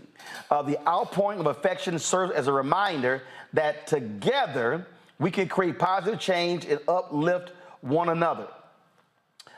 We, the publicist team, his parents, along with, here's the video of Aaron doing his thing, going across that water. Go right, come on, y'all, pull it up.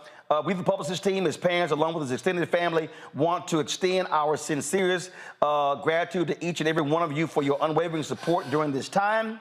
Your messages and gestures of appreciation have not gone unnoticed, and they have left a lasting impact on Aaron and his family. As we navigate the journey ahead, we kindly request the anonymity for Aaron to process and reflect on the whirlwind of emotions he's experiencing. We assure you that he will continue being a force for good in the world. Once again, thank you from the bottom of our hearts. Let's continue to spread love, kindness, and compassion, and together we can make a difference. Makina Lachey is the publicist for that brother right there. Let's go back to some of the mean. I'm telling you, the tweets, the Instagram posts, the social media posts, y'all have been absolutely crazy, hilarious. Folks have been saying Juneteenth as a new date. These black folks here crack me up, and black and white folks. They did an actual reenactment, y'all. These black and white folks did a reenactment. They already done. They already put with the audio.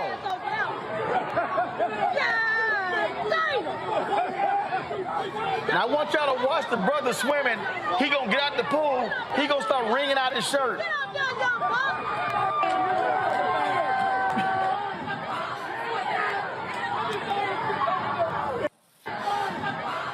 I'm telling y'all, yo, folks have not wasted any time whatsoever. Y'all, they even got, listen, look, y'all, they even dropped brawl training videos.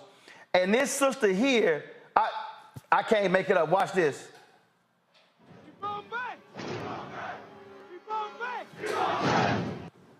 This stuff just really, really pisses me off, right? Because all this really does is ignore and erases the disabled kids that want to participate, right? So what you're going to want to do, right? If you have a crutch, you're going to take your crutch, you're going to put your hand at the middle, you're going to use your elbow like a fulcrum, then from one side to another. You see the momentum? Yeah. Okay. Next time, just make it more accessible and inclusive. She said, let's make it more inclusive. Oh my God, that was too much. Okay, all right. I came across this one here, y'all. Oh dang, what happened to it? Okay, y'all, I gotta show y'all this here. My man has already put out, he's called Song a Day Man. It's called The Ballad of the Montgomery Brawl. The Ballad of the Montgomery Brawl, listen.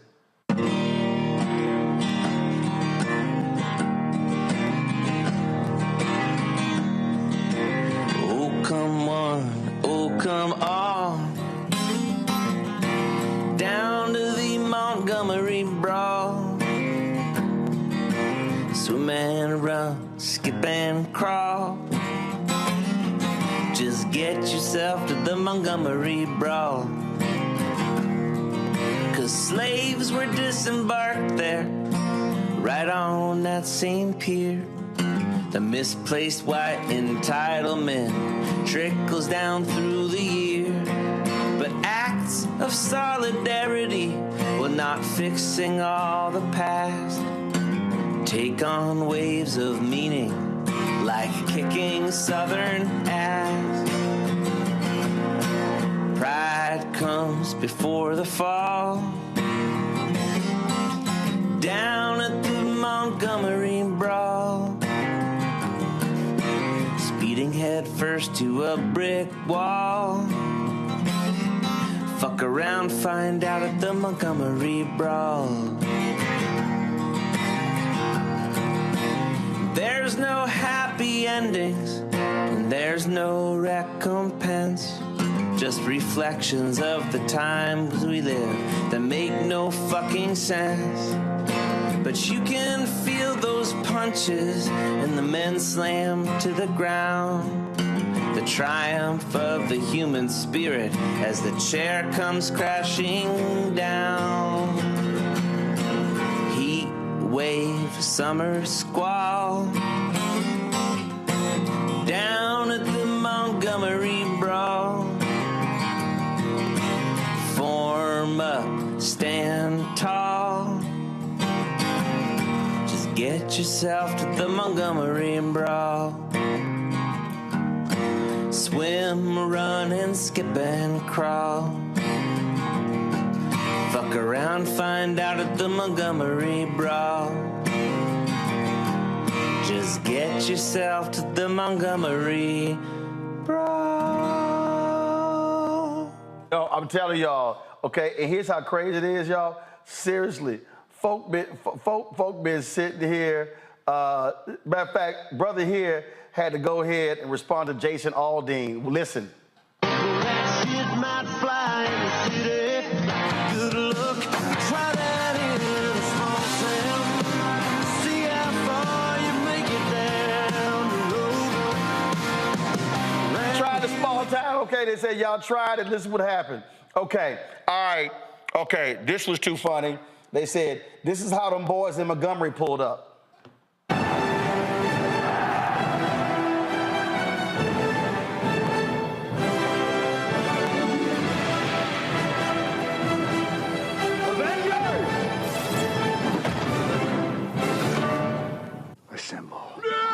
I told y'all. Yo, we play all of it, y'all. Okay, hold up. Okay. This is a great tweet. Black Twitter watching the Montgomery Brawl. Go. I'm rooting for everybody black. I am. Betting on black tonight. I'm rooting for everybody black. All right, let's see here. I got a couple more. Okay, this is how stupid it is, y'all. People are literally texting me saying, play this one. Okay, hold up. I got to find... let me do this here, okay, because there were some comments made. So, Stephen Reed is the mayor. Do y'all have the mayor's statement? Y'all have it in the control room? Okay, pull it up, please. The mayor of Montgomery. So he's the first black mayor in Montgomery's history. Stephen Reed issued this statement. He said last night the Montgomery Police Department acted swiftly to detain several reckless individuals for attacking a man who was doing his job. Warrants are being signed and justice will be served. This was an unfortunate incident which never should have occurred. As our police department investigate these intolerable actions, we should not become desensitized to violence of any kind in our community. Those who choose violent actions will be held accountable by our criminal justice system. Now, the folks who were involved in this, y'all, they actually, all the folks out are out. People have been sending information talking about asking questions about the Montgomery Bail Project. They said that individuals, everybody is actually out of jail, so no one is still in jail. So there's no need to send resources as well. Again, this here, let me see here. Do y'all have it up? Let me see if I can try. I'm trying to switch. I got some stuff that's on my phone that people are sending me that I want to show y'all. Let's see. Here's a great photo here. Oh, let me see if I can pull this down. Folks literally took the photo, took this here. Why this brother here get this photo of the chair, the image of Malcolm X holding an AK-47 by the window. This brother took a picture with him holding a chair by the window looking out. Okay, that's a good one. That's a good one. Okay, all right, let's see here. I saw some other videos, y'all, that have been making me holler and scream. Let's see here. I got to play this one. Give me 1 second. Give me 1 second. Oh, this is a pretty good one here. Somebody took the photo from Good Times, and they went to work. So you see right here, they got the Alabama Sweet Tea Party. That's what it's called. They got and all the people in the photo sitting there dancing. Come on back, come on back. All right, let me see here. All right, let's see if I can find something else. Let's see here. Oh my God. There are some other hilarious videos that I have seen. This one here is truly funny. Let me go. Maybe I can go to the beginning. All right, pull it up. Alabama Brawl? Honey, is it because I am an Alabamian or is it because I own a watercraft myself? Here's the deal. Y'all got what y'all deserve. Did you really think you was going to put your hands on somebody that was out there doing their damn job? Not just to keep you safe, but to keep everybody safe at that dock. Here's the problem. People get out there and start drinking out there on the water and come back and they done got big and bad. All right? But you met the wrong one that day, honey. You met the wrong one that day because there was people in places that needed to be put, and they got put in their place. You get up on my face, I can't guarantee what's going to happen to you neither. Now, I don't condone violence. But that right there, y'all got a show put on y'all, and that's y'all's damn fault. Don't get up in nobody's damn face acting like you're gonna tell somebody what you're gonna do on his damn dock. All right, that's what's wrong with y'all. Y'all get out there in the water and you act crazy, and come back and got dealt with. Did y'all see that one man's Crocs? Lord, it looked like his Crocs got his ass whipped. Oh well, I don't know why everybody wants me to talk about this Alabama Brawl. Oh yeah, I'm petty. Okay, all right, let's see here. I'm real petty. I got the what? Oh yeah, y'all saw the photo. My man had some Crocs. They beat the Crocs off his ass. Look at this here. Lord have mercy. Y'all, they beat the Crocs off of his ass. That is hilarious. All right, check this out. I just got this text message right here. Go to my iPad. It says, "Oh, I'm ready. Just check the garage." And they got a chair hanging in the garage. Somebody worked with a company. They sent me that. They said one of their co-workers sent that to them. All right, hold up. I got another video. All right, Jamal Bryant posted this one. I hollered when I saw this one because you know people got all the videos. Check this out. Go. Audio, come on.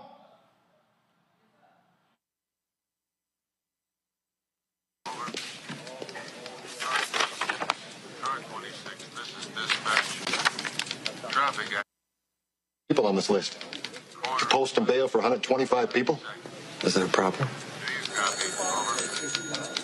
Just a minute. There's some guy out there who wants to post bail on everybody we popped at that after-hours joint. Well, who is he? I don't know. Some fancy color guy. He's probably some nut.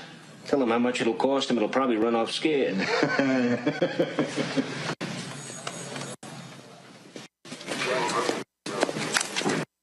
Okay, let's see.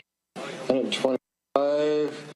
Class A misdemeanor will be about 500.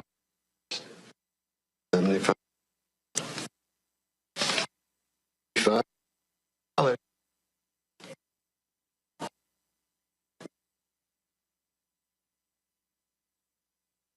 Oh man, I'm telling y'all, they are killing with all of the videos, the memes. Let's see here. There's another video that I saw that I thought was hilarious. Go, play it. It was absolutely hilarious. Oh, y'all really let Jason Aldean gas your heads up, huh? That was your first mistake. You don't take fighting tips from a fake cowboy who wears bedazzled skinny jeans. I love to see it. You know those idiots were on the boat all day listening to that song on repeat. I can't wait, Bubba, till they try that in a small town. We'll show them. I've never seen a song taken away from a group of people so quickly in my life. You had a month. You had a good run. Oh, and I already know what the comments are going to say in this video. How could you celebrate violence? Both sides were wrong. You're causing a divide. Why can't we all just get along? Do you know why there's so much glee and happiness and celebration after this brawl? Because the scenario never ends this way. And we've seen that one too many times, where a group of angry white men go to attack an innocent black man. And in this case, an innocent black man who was just trying to do his fucking job. This isn't how the story usually ends, and that deserves to be celebrated. So you think about that before you say some shit like that, and understand why people are happy and people are celebrating. So, Mr. Aldean, it's time to whip out your notebook and pencil and write a new anthem. Anyways, bye. What happened in Montgomery? Telling y'all, we didn't have that particular angle. Remember when the white woman who's in the red dress, she came in there like swinging, and the brother, they kind of started like, nah, I ain't about to sit here and hit this woman. But then the sister was like, don't worry about it, bro, we got this here. So let me go ahead and pull that clip up, all right? Play.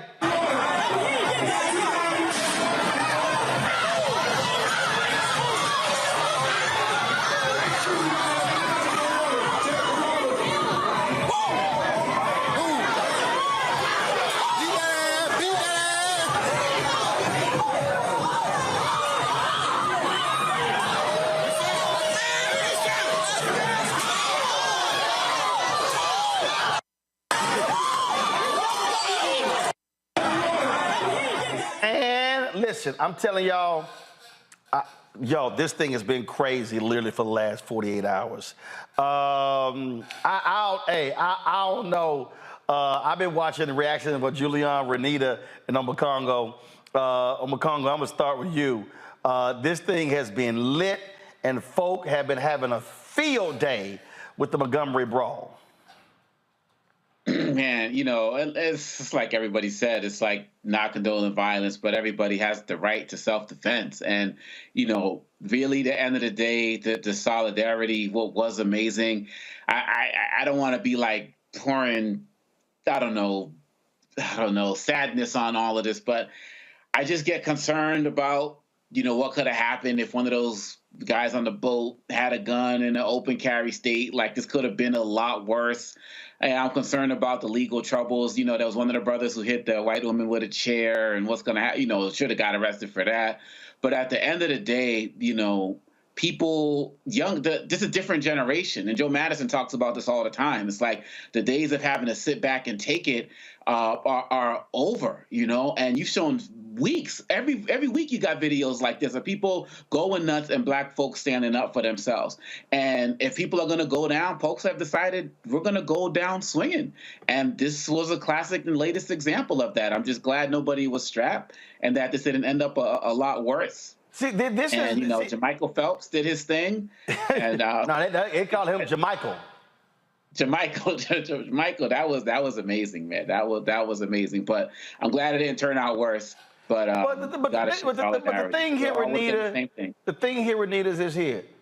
But and I'm gonna say this, and again, this is not glorifying. It's people like, oh man, y'all making light of it. No, we have shown now for multiple years black folks barbecuing, a little black girl selling lemonade, a black man with his car 1 inch in the crosswalk, a black man at FedEx and a black man at UPS trying to deliver packages, getting shot at, getting threatened, getting cussed out, having the cops called on them.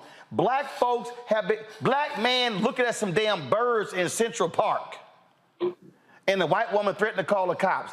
Black people have been just doing their jobs, going about their regular black lives, and hell, we just showed the black guy in a neighborhood, they won't leave his ass alone fishing.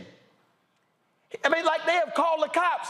And so people need to understand, black people are tired of being mistreated by white folks in this country. And guess what? They ran up against a brother and didn't realize, they thought, it's 5 or 6 of us, we can beat him down. No, the black posse came rolling through.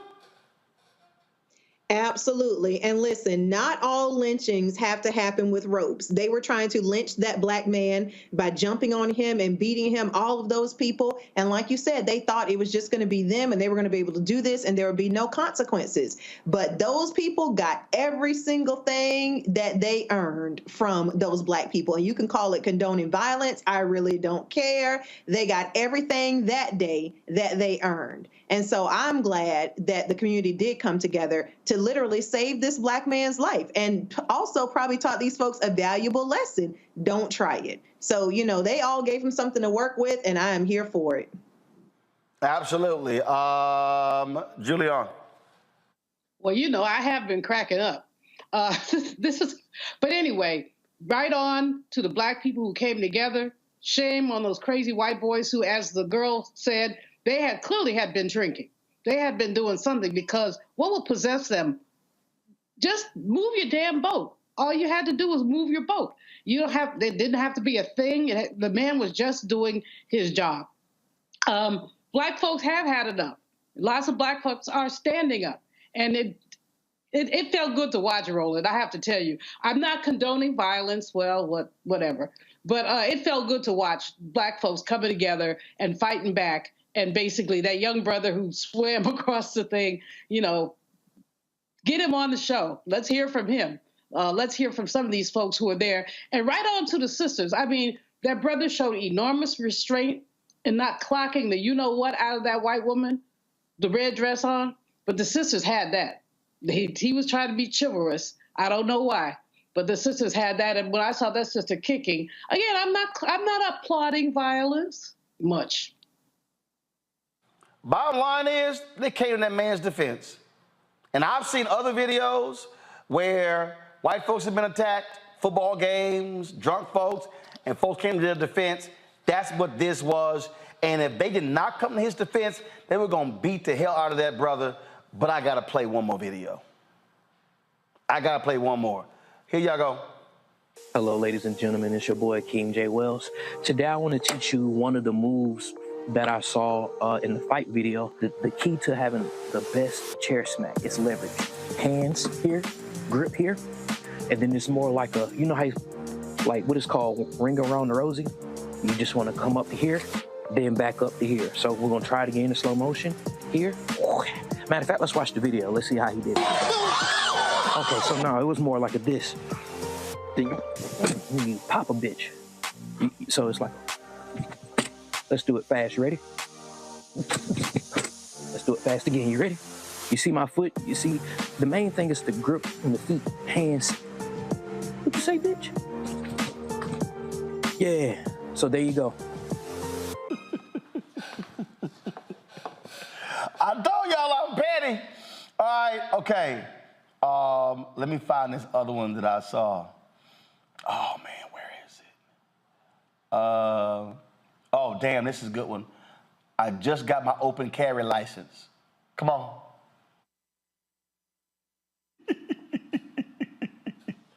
Okay.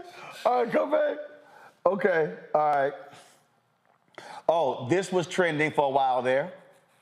This was trending right there. Scuba Gooding Jr., come back. That was trending for a while, Scuba Gooding Jr. Let me see here. Okay. Y'all, there's one more I saw. Oh, man, did I post it? Where is it? This one brother, y'all, he had a play-by-play of this here video. The play-by-play was fire. Oh, my God, I was crying laughing. I'm going to try to see if I can find it. And again, I'm a condo. The reason I think black people have just been have been responding just no chill. I mean, I'm talking about no chill at all. Is because we have tolerated so much shit. We have turned our cheek. We have backed up. We've de-escalated situations. We've had these Karens jumping in black folks' faces and all this sort of stuff. Yep. And folk just tired of that BS. Absolutely. And to be quite honest, we are going to see more of it. I mean, everything that's going on in the political space and the like.